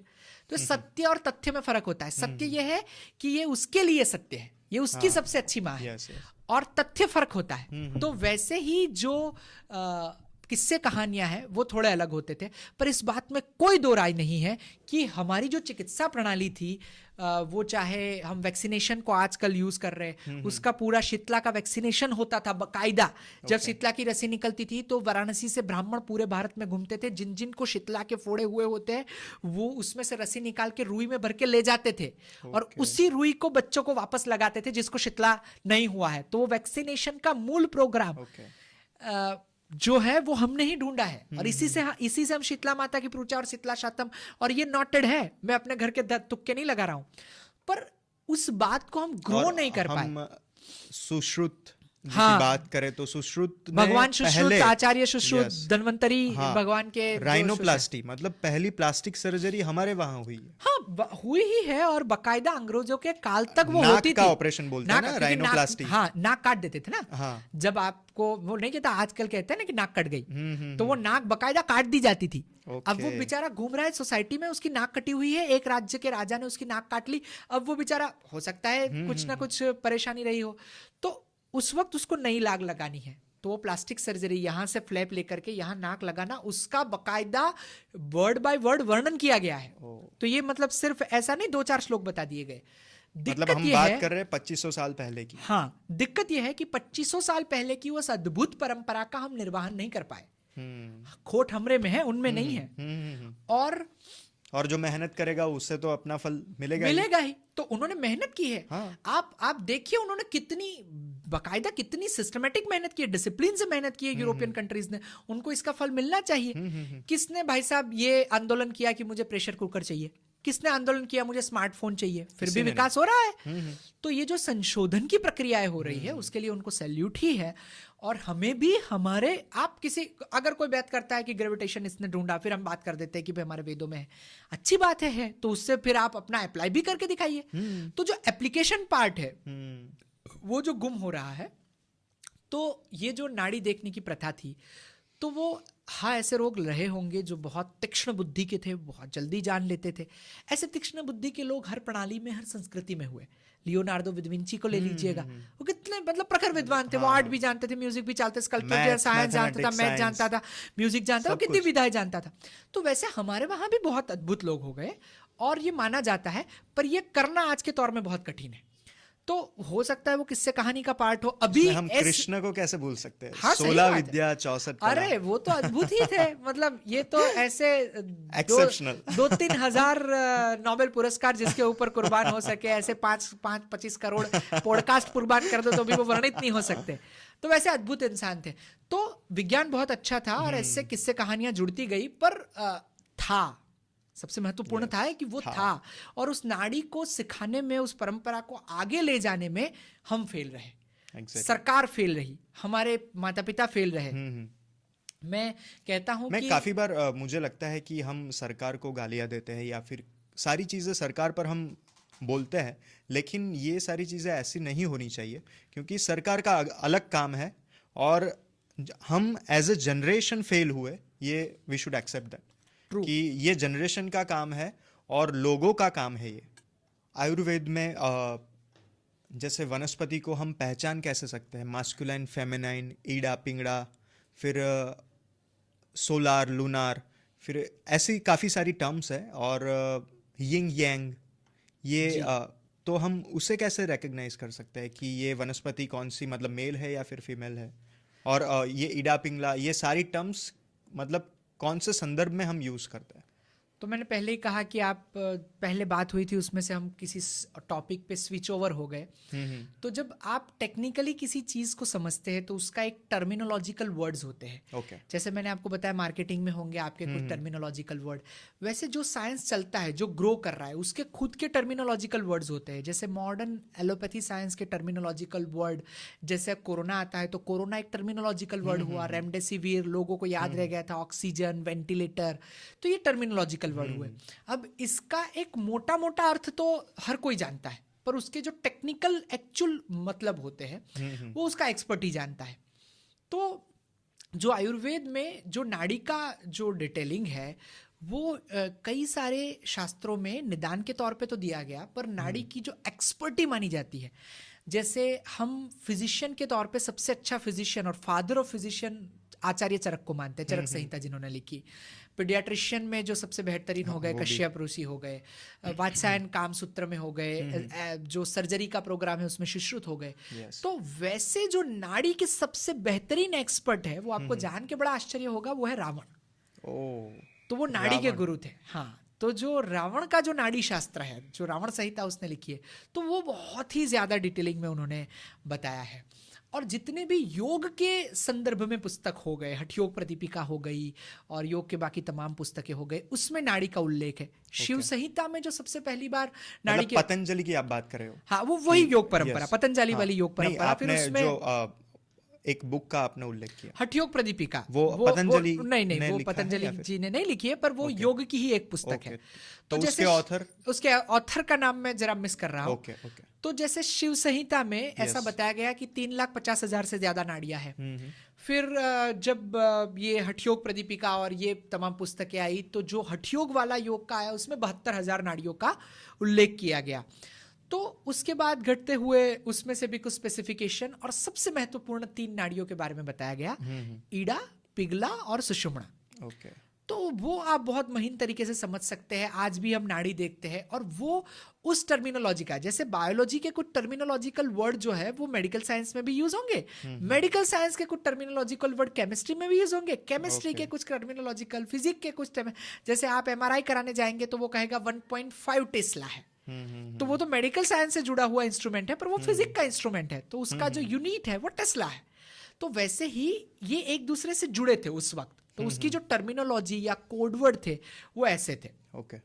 तो ईडा नाड़ी जो है वो हमारे लेफ्ट जो शरीर का पोर्शन है उसके ऊपर, उसके साथ जुड़ी हुई है। राइट में पिंगला है, जो मध्य में जो मेरुदंड है वहां से जो मुख्य नाड़ी जा रही है उसको हम सुषुम्ना नाड़ी बोलते हैं। ओके। तो ये जो ईडा है वो चंद्र नाड़ी, चंद्र के साथ जुड़ी हुई है, वो रात्रि में एक्टिवेट होती है, जो हमारे लेफ्ट पोर्शन ऑफ बॉडी को और राइट पोर्शन ऑफ ब्रेन को एक्टिवेट करती है। और जो पिंगला नाड़ी है वो राइट पोर्शन ऑफ बॉडी और लेफ्ट पोर्शन ऑफ ब्रेन को एक्टिवेट करती है। तो ऐसे ऐसे होके जाती है ना। तो जो जितनी भी चीजें आप ऐसा समझिए कि जो इनर वर्ल्ड से जुड़ी हुई है, मेरा मन, मेरा अध्यात्म, मेरा जीवन, मेरा विचार, मेरा संघर्ष, वो सब ईड़ा है। ओके। जो इंटरनल थॉट्स है, या फिर आप बहुत महीन तरीके से कह सकते हैं तो माइंड, ओके। जो बाहर के व्यापारों से जुड़ा हुआ है, जिसमें दुनिया से व्यापार करना है, दुनिया से संदर्भ रखना है, वो पिंगला है। वो हमारा जो है वो लेफ्ट ब्रेन जो है, जिसमें स्टैटिस्टिक्स है, मैथ्स है, आंकड़े है, भावनाएं कम है, जिसमें साइंस ज्यादा है, लॉजिक ज्यादा है, कॉमन सेंस ज्यादा है। तो वो सब आप राइट जो है हमारे बॉडी का पोर्शन यानी पिंगला है और लेफ्ट ब्रेन है, उससे कनेक्ट कर सकते हैं। तो एक हो गया मन, एक हो गया शरीर, और एक हो गया सुषुम्ना जो कि आत्मा, जो अध्यात्म से जुड़ी हुई है, जिसमें आप कुंडलिनी जागृत करते हैं, जिसमें आप ऊर्जा को, प्राण को समझने का जो अध्ययन करते हैं, तो जो प्राणायाम करते हैं, जो योगिक पुरुष है उसको ईडा पिंगला का ज्ञान होना चाहिए।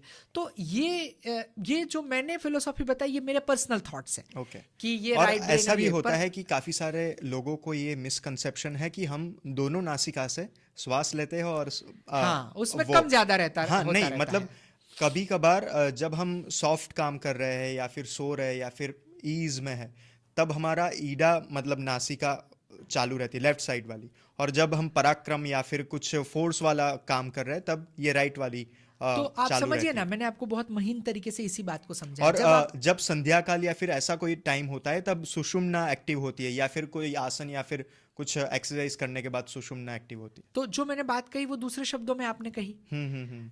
जब आप पराक्रम कर रहे हैं तो आप दुनिया से जुड़े हुए हैं। ओके। जब आप दुनिया से जुड़े हुए हैं तो सूर्य नाड़ी है, तो फिर पिंगला है, तो फिर आक्रमण है, तो फिर विजेता बनते हैं, तो फिर दुनिया से। जब आप इंटरनल जुड़े हुए हैं, जब आप सो के उठे, जब आप सॉफ्टनेस है, जब आप फीलिंग से जुड़ते हैं, आप अपनी माँ से कनेक्ट हो रहे हैं, जब अपनी बहन से कनेक्ट हो रहे हैं, आप चंद्र नाड़ी, वो चंद्र नाड़ी है, वो ईड़ा है, वो इंटरनल प्रोग्राम हो गया, वो माइंड हो गया। जब आप बैलेंसिंग में है, जब आप संध्या काल पे बैलेंस हो, जब आप ईश्वर के बैठे हैं, उपनिषद कर रहे हैं, तो वो समय आप सुषुम्ना में जागृत है।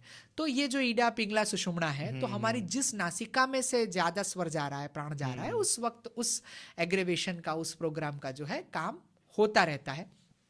टेक्निकली जो लोग इससे इन्वॉल्व है वो योग शास्त्र से है, जो पतंजलि योग सूत्र से जुड़े हुए, जो आयुर्वेद से जुड़े हुए, जो नाड़ी का निदान करते हैं, उनके लिए ये सब अध्ययन बहुत महत्वपूर्ण होते हैं। बाकी तो सामान्य इंसान के लिए ये सब समझ है एक, जैसे किसी को वेंटिलेटर की समझ जो है वो ज्यादा से ज्यादा नाप के बता सकता है कि SpO2 92 है, ये 94 से घट गया है, तो फिर हमें डॉक्टर को फोन करना है, बाकी उसको समझ नहीं होती। तो that is the thing that हम पब्लिकली इतना समझा सकते हैं कि ये चीजें होती है।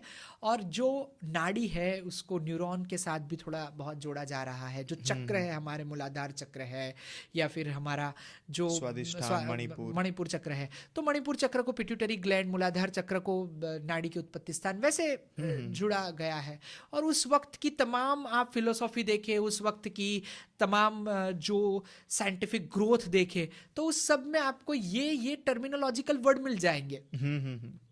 आप जब 15वां अध्याय पढ़ते हैं, ऊर्ध्व मूल अध शाखा अध्वश्च मातुरव्यम, तो वो ऊर्ध्व मूल है, अध शाख है, यानी कि मूल ऊपर है और शाखा है नीचे है, ब्रेन ऊपर है उसकी।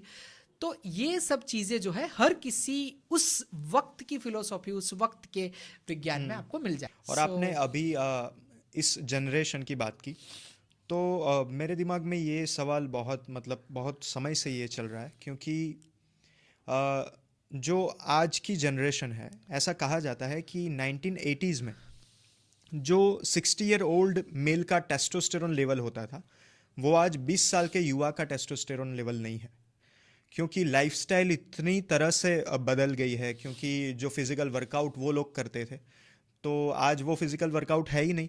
सारा काम हमें माइंड से लेना पड़ता है, बैठे बैठे लैपटॉप पर काम करो और अपना काम हो रहा है, पैसे मिल रहा है, तो फिज़िकल वर्कआउट वो ज़ीरो हो गया। बाद में अगर देखें तो पहले लोग 8-8 10-10 उनकी पूरी टीम होती थी बच्चों की, आज एक भी नहीं हो रहा। तो ये सारी चीज़ें हम कैसे क्योर कर सकते हैं? आयुर्वेदा इसमें कैसे हेल्पफुल हो सकता है, या फिर एलोपैथ? कोई भी अगर हम अभी नहीं जगे तो आने वाली अभी ऐसा रिसर्च आया था कि एक्स क्रोमोसोम, XX तो होते ही है, वो फीमेल में होते हैं, लेकिन वाई क्रोमोसोम लुप्त होते जा रहे हैं। तो ये ब्लैक एंड वाइट में आया था शायद, कौन आज तक पर आया था, सुधीर कुमार। तो उनका ये रिसर्च था कि वाई क्रोमोसोम लुप्त हो रहा है। तो इस विषय में मैं तो काफ़ी बार सोचता हूँ कि what about the next generation, क्या होगा? क्योंकि जो मैस्कुलिनिटी जो ख़त्म होती जा रही है, और लोग ऐसा कहते हैं कि रोना चाहिए, हाँ वल्नरेबिलिटी होनी चाहिए वहाँ पर, लेकिन इतनी हद तक। पहले तो क्या होता था कि वॉर के लिए जाना है, लड़ना है, सारा काम फिजिकली होता था। आज जिम में जाने वाले लोग भी अगर यहाँ पर कुछ ऐसा हो गया तो वही लोग घर में चले जाएंगे। सही बात। वो सिर्फ बॉडी बनाने से आपकी मास्कुलिनिटी एक्सप्रेस नहीं होती, लेकिन वैसी सिचुएशन आप आज काफ़ी सारे लोग सुसाइड कर रहे हैं। काफ़ी जो वो बैर करने की जो क्षमता होती है, जिसे हम तितिक्षा कहते हैं, एक्सट्रीम लेवल ऑफ एंड्योरेंस। सही बात। हाँ, वो तितिक्षा वो खत्म हो रही है और मैस्कुलिनिटी खत्म हो रही है। तो ये मुझे काफी बार मैं सोचता हूँ, तो ऐसा होता है कि अब क्या होगा। तो आपने पूछा कि जो मस्कुलाइन सेंस ऑफ सोसाइटी है, मस्कुलाइन नेचर, हाँ मस्कुलाइज सेंस, मस्कुलाइज नेचर जो खत्म हो रहा है, तो बहुत छोटा सा ऑब्जर्वेशन देखिएगा आप। जो हमारी प्रकृति, जो हमारी संस्कृति, जो हमारा भूगोल, जो हमारा शारीरिक बुनावट है, उसके विरुद्ध में हम बहुत जा रहे हैं। हम गर्म प्रदेश से आ रहे हैं, बहुत गर्म देश है भारत। अब यहाँ पे हर सीजन का अपना पहनावा होता था, हर भूगोल का अपना पहनावा होता था, हर भूगोल का अपना खाना होता था। हमने इसको मार दिया। देखिए, आपके पिताजी शायद हो सकता है कि थोड़ी रात में पैजामा धोती कुर्ता भी पहनते हो और लहंगा पहनते हो। उनके पिताजी तो धोती ही पहनते थे, है ना, बहुत खुला पैजामा पहनते थे, खुली धोती पहनते थे। अब हम आपके पिताजी तक आने तक बोल बेटम पैंट आ गए, और हमारी जनरेशन जीन्स पहन रही है, स्किन टाइट। हाँ, 2 जने इकट्ठा हो तो निकाल सकते हैं उसको बेचारे को। तो वो जो माचो की जो हमने परिभाषा समाज में रख दी, उसमें हम शुक्र को घटाते गए। ये जो शुक्र बल में आपको बता रहा हूं, क्योंकि जो वृषण जो होता है, testicles should be cool, but why वो उनको शरीर के बाहर रखा गया। इसीलिए ईश्वर ने क्या किया, उसको शरीर के बाहर रखा कि भाई साहब आपके बॉडी का टेम्परेचर 37 है, तो ये 30 पे आ जाए। अब हमने क्या किया, उससे इतने गर्म कपड़े पहना दिए। अच्छा, वो आया कहां से बेचारा, जहां पे ठंड पड़ रही है, वहां से आया था बॉल बेटम, वहां से आया था पैंट, वहां से आया था जीन्स। यहाँ पे किसी को जरूरत नहीं, वो मैं पहन के बैठा हूँ। आज तो ठंड है, ठीक है, पर जब ठंड नहीं पड़ रही, वो दूल्हा शादी कर रहा है 30 जून को। वर्ल्ड में भी वही ब्लेजर और वही पहन, 30 जून को शादी कर रहा है। जून यानी कि गर्मी की अपनी तीव्रतम अवस्था है, और वहां पे वो कोट सूट पहन के पसीने से लथबथ कर रहा है। अब उसको दूसरे ही दिन सुहागरात पे ही जरूरत है शुक्र की, उसका टेस्टोस्टेरोन बिठा बिठा के खत्म कर रहा है ये भाई साहब। तो कैसे आएगा? सही है। तो जो भौगोलिक खाना था, जो भौगोलिक रहन सहन था, जिसको आप चर्या बोलते, ऋतुचर्या, रेजिमेंट, फूड रेजिमेंट थी हमारी सीजनल रेजिमेंट थी, उसको हम खत्म कर रहे हैं।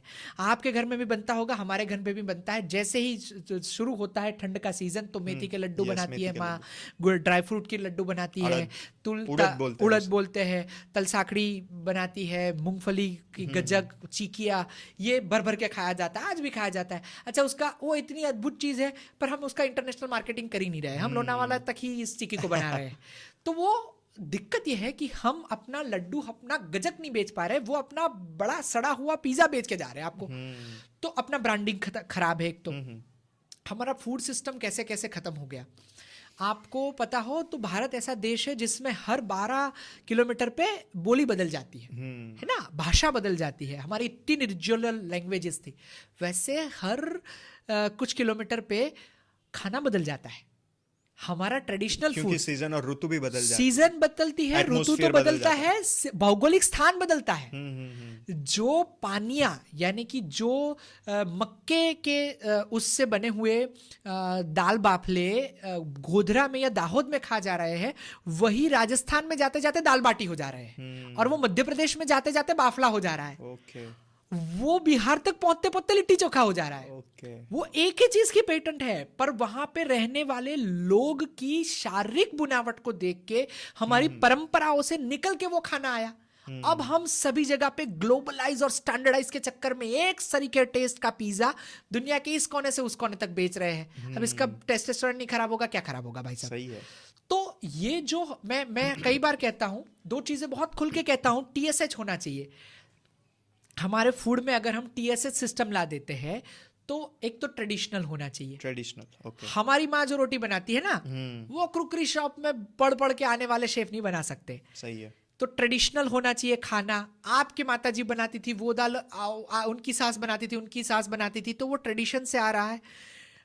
दूसरा, वो ट्रेडिशन पे त्योहारों पे भी वो खाना होता था। आप देखिए हर त्योहार का खाना है। होली में अगर आप खाते हैं तो धानी चना खाएंगे, मकर संक्रांति पे गजक और चिक्की खाएंगे, श्राद्ध पक्ष में आप खीर खाएंगे। ये सब साइंस से जुड़ा हुआ प्रोग्राम है। ये कोई ऐसे तुगलकी इंसान नहीं पैदा हुआ कि चलो भाई पिज्जा हट के अपने को पैसे मिल रहे हैं, अपन खोल देते हैं हर जगह पे। It's not a franchise model.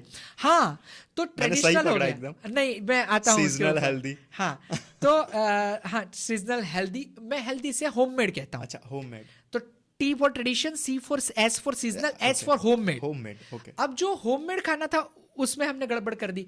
तो ये जो खाना जो है वो जो परंपरा में घुला गया, जो लिट्टी चोखा बनाते वक्त आपके वहां कौन सा उत्सव बन रहा है, आपके नई जो फसल आ रही है वो कौन सी है, आपके कौन से व्याधि होने वाले हैं, आपके इर्द गिर्द सिस्टम में क्या चेंजेस है, उसके आधार पर ट्रेडिशनल फूड बनाया गया था। अब वो बच्चों तक पहुंचाने में पूरी पीढ़ी जो है वो फेलियर फील कर रही है। अब बच्चे, ये मेरा और आपका बेटा ये नहीं जानता कि जब घर में लापसी बनाई जाती है, कंसार बनाया जाता है, तो उसमें खड़ी साकर कैसे डालते हैं, घी कैसा डालते हैं। उसको ये पता है कि पिज्जा के साथ पेप्सी पी जाती है। ये अपना कलेक्टिव फेलियर है। हम अपना मार्केटिंग नहीं कर पा रहे। ऑरेगानो और चिली फ्लेक्स। हाँ, उसको ऑरेगानो चिली फ्लेक्स पता है, उसको अवेकाडो पता है। हाँ। तो दूसरा, मैं वो अवेकाडो से ही सीजनल पे आता हूं। आप देखिए बाजार में कौन से फ्रूट मिल रहे हैं। अवाकाडो मिल रहा है, ड्रैगन फ्रूट मिल रहा है, स्ट्रॉबेरी मिल रही है, लीची मिल रही है। कहां से पैक हो रहा है? ये तो यहां बनता ही नहीं है। या कहां देखा आपने ड्रैगन फ्रूट का? मुझे पेड़ बताओ। आप अवाकाडो का पेड़ बताओ। वो बेचारा है लंदन से। अब ये जो यहां हो रहे थे उसको हमने मार दिया। मैंने और आपने स्कूल की छुट्टी में चणी बोर खाए थे, रायण खाए थे, शहतूत यानी शेतूर खाए थे, गोरसामली खाई थी, इमली खाई थी, उसको मार दिया हमने। अब जो इमली बेचने वाले थे उसका पूरा व्यापार भी खत्म है। अगर कोई खा नहीं रहा, वो कोई उगा नहीं रहा। वो इतने अच्छे सीजनल इम्यूनिटी बूस्टर थे कि हम उससे बहुत ज्यादा, अच्छा आपको पता है वो धोए बिना खाने वाले आम, कौठा खाते थे, चणी बोर खाते थे, तो वो हम फिर भी बीमार नहीं होते थे। आज बच्चे को बिठा रखा है घर में, वो वीडियो गेम खेलता है, न बाहर जाता है इन्फेक्शन के डर से, कुछ बाहर का खेलता नहीं है, वो अवाकाडो खा के बीमार हो रहा है। अच्छा, अवाकाडो पे 17 रिसर्च पेपर पड़े हुए हैं इंटरनेशनली। अच्छा, मेरे और आपके आंवले पे कोई रिसर्च पेपर नहीं पड़ा, मेरे और आपके चनी बोर पे कोई रिसर्च पेपर नहीं पड़ा। अच्छा, रिसर्च पेपर नहीं पड़ा तो वो होगा, उसके में क्या पड़ा, उसका मतलब नहीं है, क्वालिटी नहीं होगी। ऐसा समझ के हमारा जो सीजनल फूड है वो मार दिया है। होममेड फूड, क्या समस्या हो रखी है महिलाओं की, वो कहती है सैटरडे संडे को बाहर खाना है। भीखमंगों की तरह रेस्टोरेंट के बाहर 2-2 घंटे वेट करते हैं। उससे तो आधे घंटे में खाना बन जाता है भाई साहब। मैं बनाता हूं, आपके माता बनाते होंगे, पिता बनाते होंगे, और ये मुझे तो छुट्टी चाहिए भाई, सैटरडे संडे को आपको छुट्टी है, मुझे क्यों नहीं छुट्टी। तो इस चक्कर में ये मेरी जितनी हॉस्पिटल खुल रही है उसी आधार पे खुल रही है कि इतनी जल्दी से रेस्टोरेंट की चेन खुल रही है, वो मेरे उसी आधार पे खुलेगी। सही है। तो स्वास्थ्य के जो मूल उत्पाद थे उसके कुठाराघात है, उसी पे कुठाराघात हो रहा है ये। आपको इतना मतलब ग्लोबलाइज मार्केटाइज कर रहा है। आप ऐसे स्क्रॉल करते जा रहे हैं व्हाट्सएप पे, फेसबुक पे, और आपको दिखा रहा है कि एवोकाडो इतना रिसर्च है, ये है वो है, और आपको चने बोल के बारे में कोई बता नहीं रहा। लोगों को इतनी तरह से गुमराह किया जा रहा है कि एक ही चीज का उसका बेनिफिट भी दिखाएंगे, और अगर आप सर्च करेंगे तो उतने ही प्रपोर्शन में उसका नेगेटिव इफेक्ट भी दिखाएंगे। तो इंसान कंफ्यूज हो जाता है कि हमें करना क्या है। सही बात है। तो उसका सही सरल इलाज क्या है?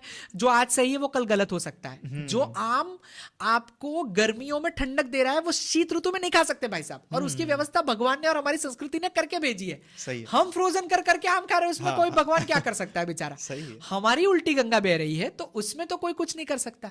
तो मैं हमेशा कहता हूं कि जैसे आपका एक फैमिली फिजिशियन होता है, फैमिली डॉक्टर होता है हर किसी के पास, वैसे एक फैमिली फार्मर होना चाहिए। सही है। एक ऐसा खेडूत होना चाहिए जो ऑर्गेनिक बना रहा है, खेती को ऑर्गेनिक कर रहा है, बिना उसमें रासायनिक खातर जंतुनाशक दवाएं डाले वो आपके लिए बना रहा है। आपका भी स्वास्थ्य सुधरेगा, आपका डॉक्टरी का खर्चा घटेगा। कहाँ से आ रहे हैं ये जो पानी में इतने टॉक्सिन्स आ रहे हैं? ये जो आपको लगता है कि आप बहुत अच्छा सेव लाके खा रहे हैं, आप बहुत अच्छा पपीता लाके खा रहे हैं, जिसके ऊपर इंजेक्शन लगे हुए हैं ऑक्सीटोसिन के, जिसके ऊपर जंतुनाशक दवाएं लगी हुई है। जो आप अगर सत्यमेव जयते का एक एपिसोड देखेंगे, भारत एकमात्र ऐसा देश है जिसमें बठिंडा से राजस्थान के एक शहर में आने के लिए एक ट्रेन चलाई जाती है, उसका नाम है कैंसर एक्सप्रेस। वो एक गांव है जिसमें एक परिवार में कम से कम 3 कैंसर के मरीज है। वो पंजाब का वो शहर है जो सबसे ज्यादा गेहूं उगाता है। अब गेहूं को इतना अच्छा उगाने के लिए जितनी मात्रा में रासायनिक खातर और जंतुनाशक दवाएं छांटी गई, तो वो इतना टॉक्सिन्स हो गया कि वहां का पानी पीने से कैंसर हो रहा है।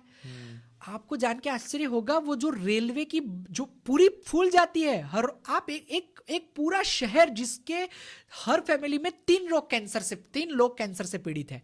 कितना ज्यादा कैंसर हो गया, ये जंतुनाशक दवा और रासायनिक खातर और इसका प्रभाव है। वो ट्रेन में कीमोथेरेपी का पैकेज बेच रहा है जैसे मूंगफली बेचने वाला आता है। तो इतनी खराब हालत हो रही है। अगर हमने ट्रेडिशनल खेती को जीवित नहीं रखा, हमने मेहनत का अवमूल्यन बहुत कर दिया है। और क्या करता है वो बिटिया, क्या करेगी, किससे भी आएगी? तो बोलो जो कॉर्पोरेट में ऊंचे ओहदे पे जॉब कर रहा है, उसके पास पैसे नहीं है भाई साहब, वो लोन लेके अपनी अचकने गाड़ियां कोट बना रहा है। वो खेडूत है, खेती कर रहा है, उसके पास बहुत सारी बीघा जमीन है, पर उसको कोई नहीं पूछ रहा। अब वो लड़की बात कर रही है कि मैं शादी उसी से करूंगी जो शहर में रह रहा है। तो जो मेहनत का हमने अवमूल्यन कर दिया, उससे भी हमें बहुत सारी विधाओं को भोगना पड़ रहा है।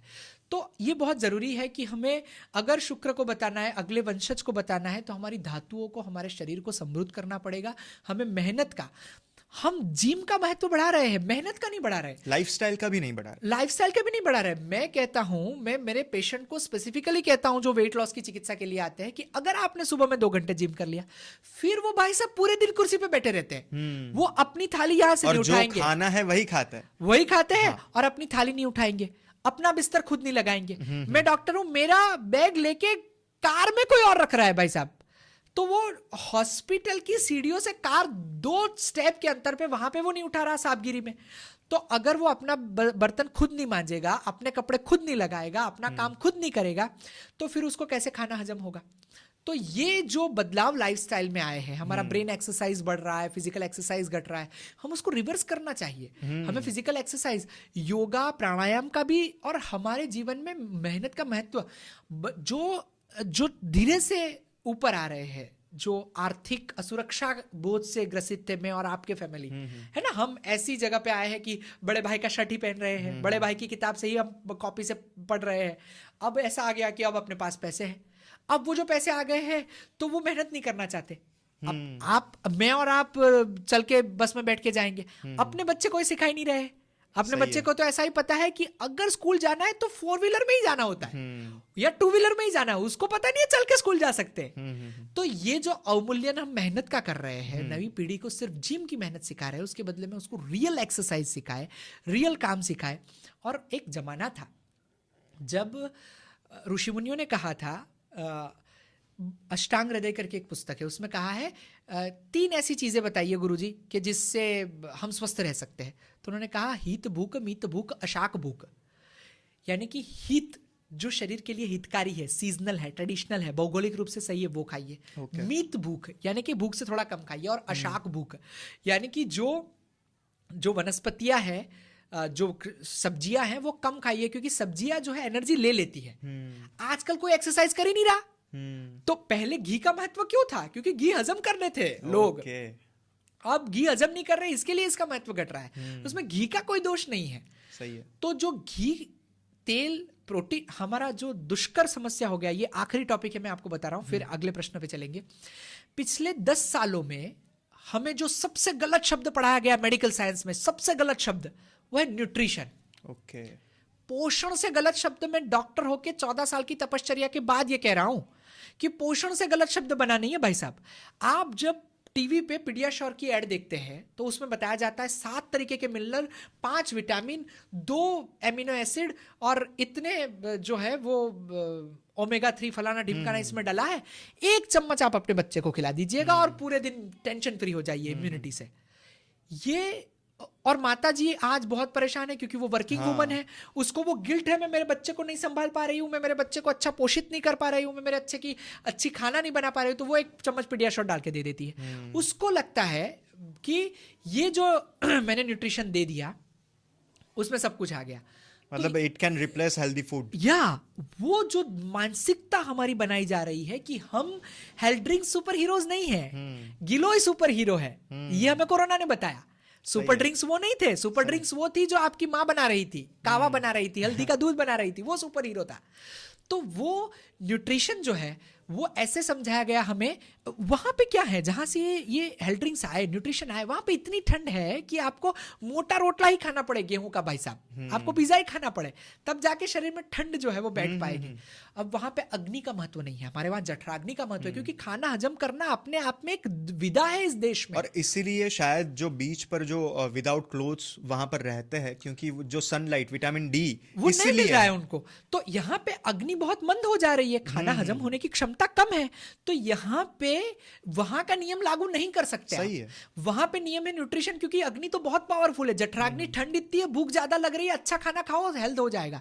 यहाँ पे डाइजेशन की ही अपनी समस्या है, आप थोड़ा सा ज्यादा न्यूट्रिशियस फूड खा लो आपको डायरिया हो जाएगी। तो इस परिस्थिति के आधार पे आयुर्वेद बना था कि आपके जठराग्नि को वो ध्यान दे रहा है। इस तरीके से फूड डिजाइन। तो सही शब्द न्यूट्रिशन नहीं है, सही शब्द है डाइजेशन। सही है।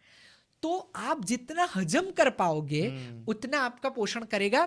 जो आप हजम नहीं कर पा रहे ना, वो तो और 2 लोगों को पोषण दे रहा है, आपके व्याधि को और आपके डॉक्टर को। आपके डॉक्टर की मर्सिडीज बेंज आपके न्यूट्रिशियस फूड में से आ रही है। सही है। तो आप जितना खाना हजम नहीं कर रहे हैं, वो डायबिटीज कर रहा है, वो कोलेस्ट्रॉल कर रहा है, वो थायराइड कर रहा है, वो ब्लड प्रेशर कर रहा है, वो हार्ट में ब्लॉकेज कर रहा है। तो वो जो ब्लॉकेज हो रखा है वो आपके ओवर न्यूट्रिशियस फूड से हो रखा है। तो ये जो न्यूट्रिशन है वो गलत शब्द है, डाइजेशन सही शब्द है। So we are what we eat वो गलत अवधारणा है। We are what we digest, that is the right thing जो ऋषि मुनियों ने कही है। ये मेरा नहीं है, भगवान चरक ने कहा है। हम जो हजम कर पा रहे हैं वो ही खाए, तो जो हजम नहीं कर पा रहे वो खा रहे हैं। और न्यूट्रिशन को, और इसलिए ओबेसिटी भी बढ़ रही है, और काफी बहुत ज्यादा, मतलब आज से 40-50 साल पहले अगर हम यूरोपियन कंट्रीज में अगर हम देखें तो वो लोग, उनके पास वीडियोग्राफी और ये सब मतलब होता होगा, तो वो उन्होंने फोटो या फिर वीडियो क्लिप निकाली थी, तो बीच पर सारे, किसी की भी तोंद निकली हुई नहीं है, सारे मतलब अच्छे से है। हाँ, अच्छे हेल्दी है, किसी को भी मतलब ऐसा ओबेसिटी मतलब मोटापा किसी को नहीं, क्योंकि वैसी लाइफस्टाइल थी। तो ये जो हमारा जो चेंजेस है माइंडसेट का, ग्लोबलाइजेशन कर में जो लोकल स्टैंडर्डाइजेशन का, उसी को खो रहे हैं। तो हम अपने हीरे मोती खो रहे हैं उस लोहे के चक्कर में, जो हमारे पास जो हीरे मोती थे उसके चक्कर में। तो डाइजेशन पे ध्यान देना चाहिए, और जितना आप डाइजेशन पे ध्यान दोगे, वो चीज़ खाओगे जो आपको हजम हो रही है, जो आपकी माता बना रही है, जो घर पे बन रहा है। प्रिजर्वेटिव फूड, आप जितने पैकेट खोलोगे उतना व्याधि खोल रहे हो, आप डिसीज खोल रहे हो। प्रिजर्वेटिव, अपने पास खुद के फास्ट फूड थे, अपने पास खुद के प्रिजर्वेटिव्स थे। ये जो थेपला है, ये जो मुठिया है, ये जो हांडवा है, ये जो ढोकला है, ये हमारे फास्ट फूड थे। हमारे जो अथाने हैं, मुरब्बे हैं हमारे, ये सब हमारे प्रिजर्वेटिव्स थे। तो हमारे पास हमारी सिस्टम से जुड़े हुए, हमारी प्रकृति से जुड़े हुए खाने थे, हम उसको साइड ट्रैक करके आगे बढ़ रहे हैं और परेशान हो रहे हैं। और काफी हमारे ऋषि हो गए आयुर्वेद में, कि सुश्रुत, चरक, वाग्भट, धन्वंतरी, जिन्होंने गणपति की plastic surgery, if I am not wrong, कि उनकी प्लास्टिक सर्जरी की थी। और पतंजलि, योग सही सूत्र बात में, मतलब योग और आयुर्वेद हम अलग कर ही नहीं सकते। तो इनका योगदान आयुर्वेद में कैसा रहा? तो उसके लिए आपको सिस्टम ऑफ थॉट समझना जरूरी है हम्म। कि कैसे, जैसे आज आप मान रहे हैं कि Acharya Sushruta is a father of surgery, Charaka जो हो गए वो पहले फिजिशियन थे पृथ्वी पे।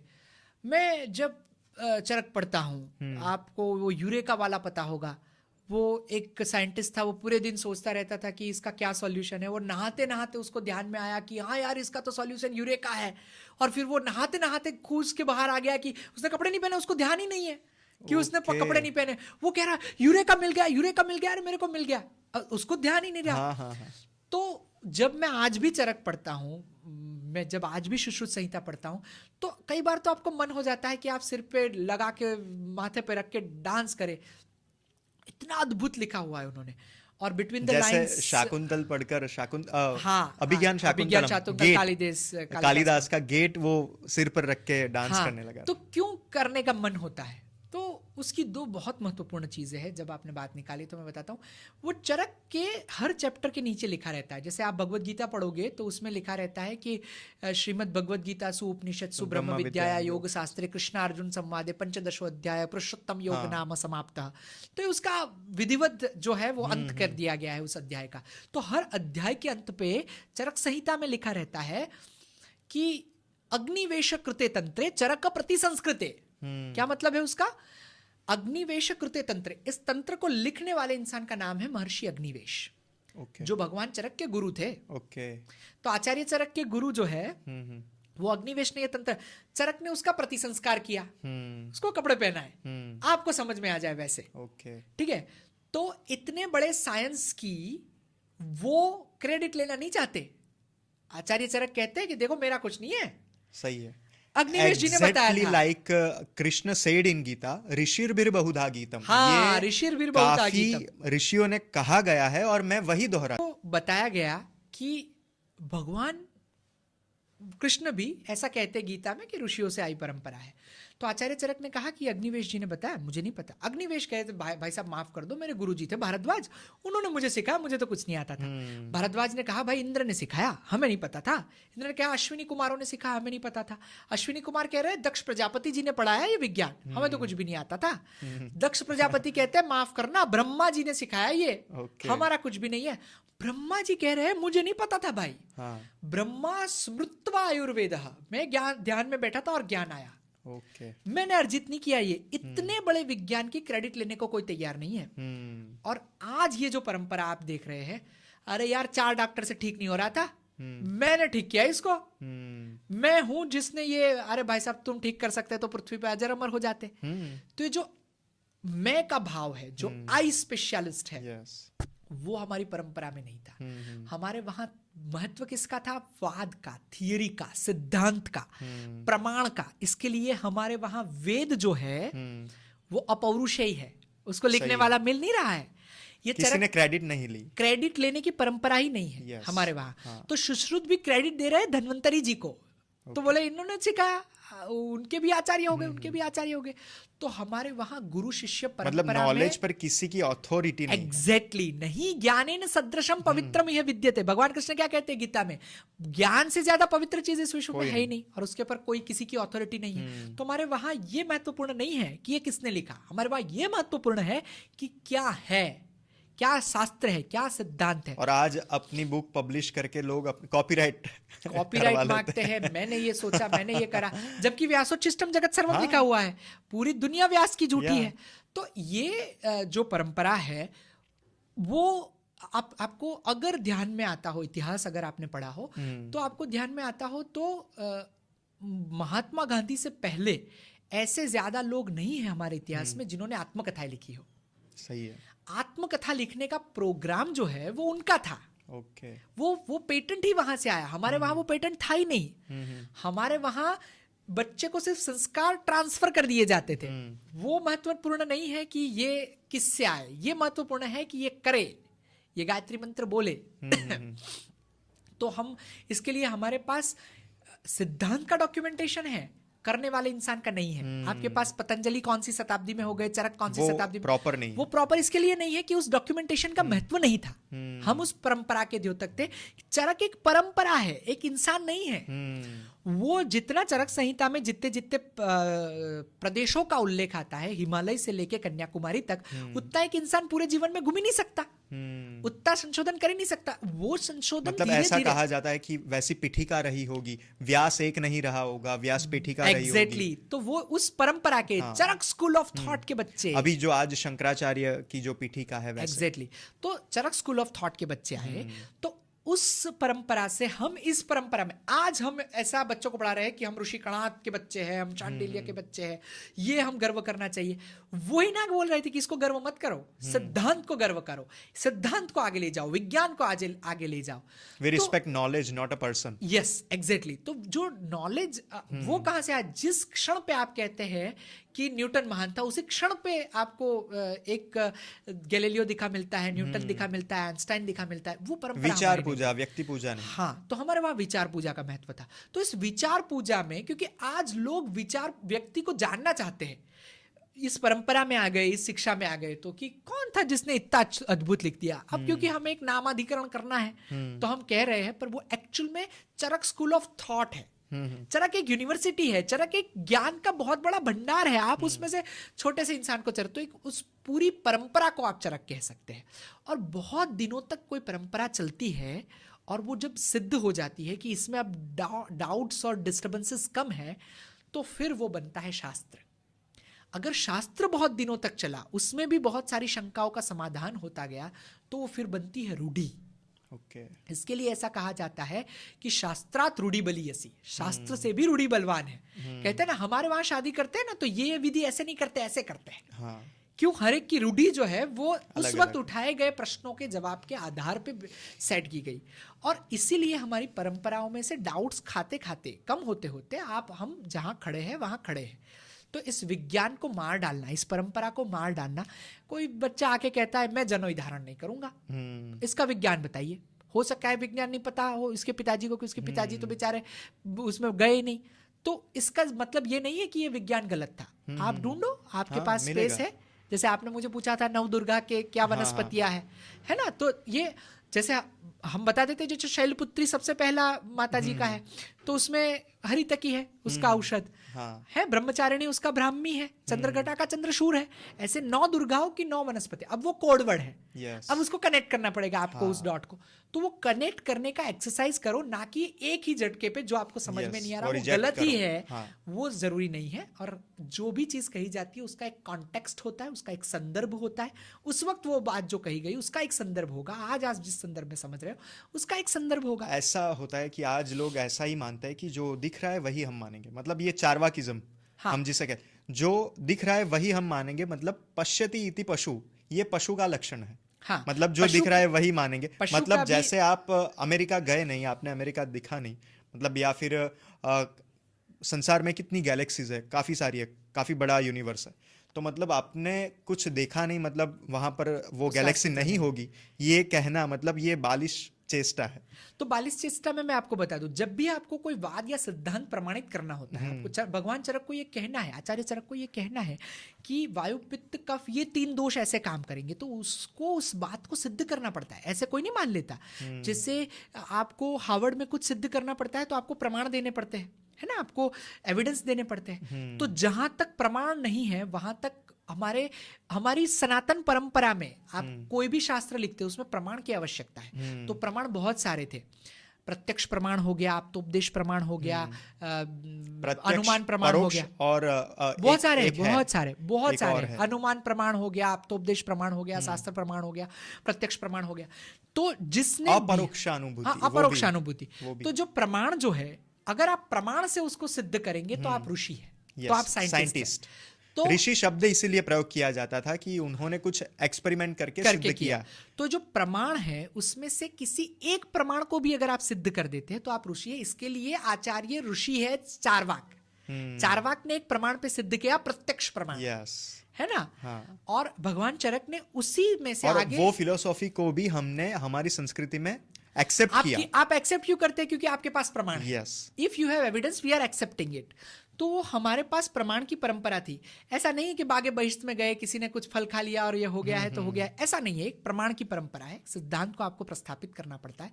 तो वो सिद्धांत में अगर चारवाक जी कहते हैं तो वो सही है, तो हम प्रमाण को सिद्ध करते हैं। वैसे ही फिर आगे जाके प्रमाण बढ़ते गए, आप उस एविडेंस पे खरे उतरते गए। तो भगवान चरक ने लिखा है, प्रत्यक्ष ही अल्पम अप्रत्यक्ष ही अनल्पम। जो दिख रहा है वो छोटा है, नहीं दिख रहा है वो बहुत ज्यादा है। तो आपको नहीं दिख रहा है वो जो विज्ञान बहुत बड़ा है, इसके लिए आपको बाकी प्रमाणों का भी सहारा लेना पड़ेगा। जैसे यत्र यत्र धूम तत्र तत्र अग्नि, जहां पे धुआं है वहां पे अग्नि है। ये अनुमान प्रमाण हो गया। सही है। तो ये जो चीजें हैं वो शास्त्र में बहुत अच्छे से बताई गई है। तो आचार्य चरक जो है वो फिजिशियन हो गए, सुश्रुत जो है उनकी स्कूल ऑफ थॉट में लोग बहुत अच्छे से सर्जरी का इतना डिटेल डिस्क्रिप्शन शायद ही दुनिया की किसी पुस्तक में मिले। शालाक्य तंत्र मैंने बताया, जो राजा जनक थे वो शालाक्य तंत्र के निष्णात थे, वो ईएनटी थे बहुत अच्छे, वो ऑफ्थेल्मोलॉजिस्ट थे, वो डेंटिस्ट्री थे। तो जो माता सीता के जो पिताजी थे, योग सूत्र में पतंजलि हो गए, वात्सायन में काम सूत्र में वात्सायन जी हो गए। तो जिन्होंने आज काम सूत्र लिखने का कोई सोच नहीं सकता, उस 5000 साल पहले की परंपरा ने उन्होंने वो लिख दिया है। तो कितनी और तभी भी उनका विरोध हुआ था, कभी भी होगा। बुद्धिजीवियों का हमेशा विरोध होता है। तो बहुत बड़ा तबका सिस्टम को नहीं समझ रहा है ना ज्ञान की, तो वो होगा। पर इतने साल पहले ये गर्वित करने की व्यवस्था है कि हम कितने अच्छे स्कूल ऑफ थॉट को लेके आए थे। सही है। तो that is the science we have, and हम उसी परंपरा को आगे बढ़ाते हैं। और वहाँ पे प्रश्न परंपरा थी, वहाँ पे वाद परंपरा थी। प्रश्न पूछते हैं, ज़्यादातर चरक संहिता में प्रश्न पूछते हैं गुरुजी को और गुरुजी उत्तर देते हैं। 2-4 लोग इकट्ठे होते हैं और मंथन करते हैं विषय का, और फिर उसमें से जो सारभाग निकलता है उसको अध्याय में लिखा हुआ है। उपनिषद में प्रश्न परंपरा है। तो यही परंपरा जो आज हम और आप बैठ के कर रहे हैं वो भी प्रश्न परंपरा है। तो इस परंपरा को आप चला रहे हैं, ये मेरे लिए बहुत महनीय, बहुत अद्भुत चीज़ है।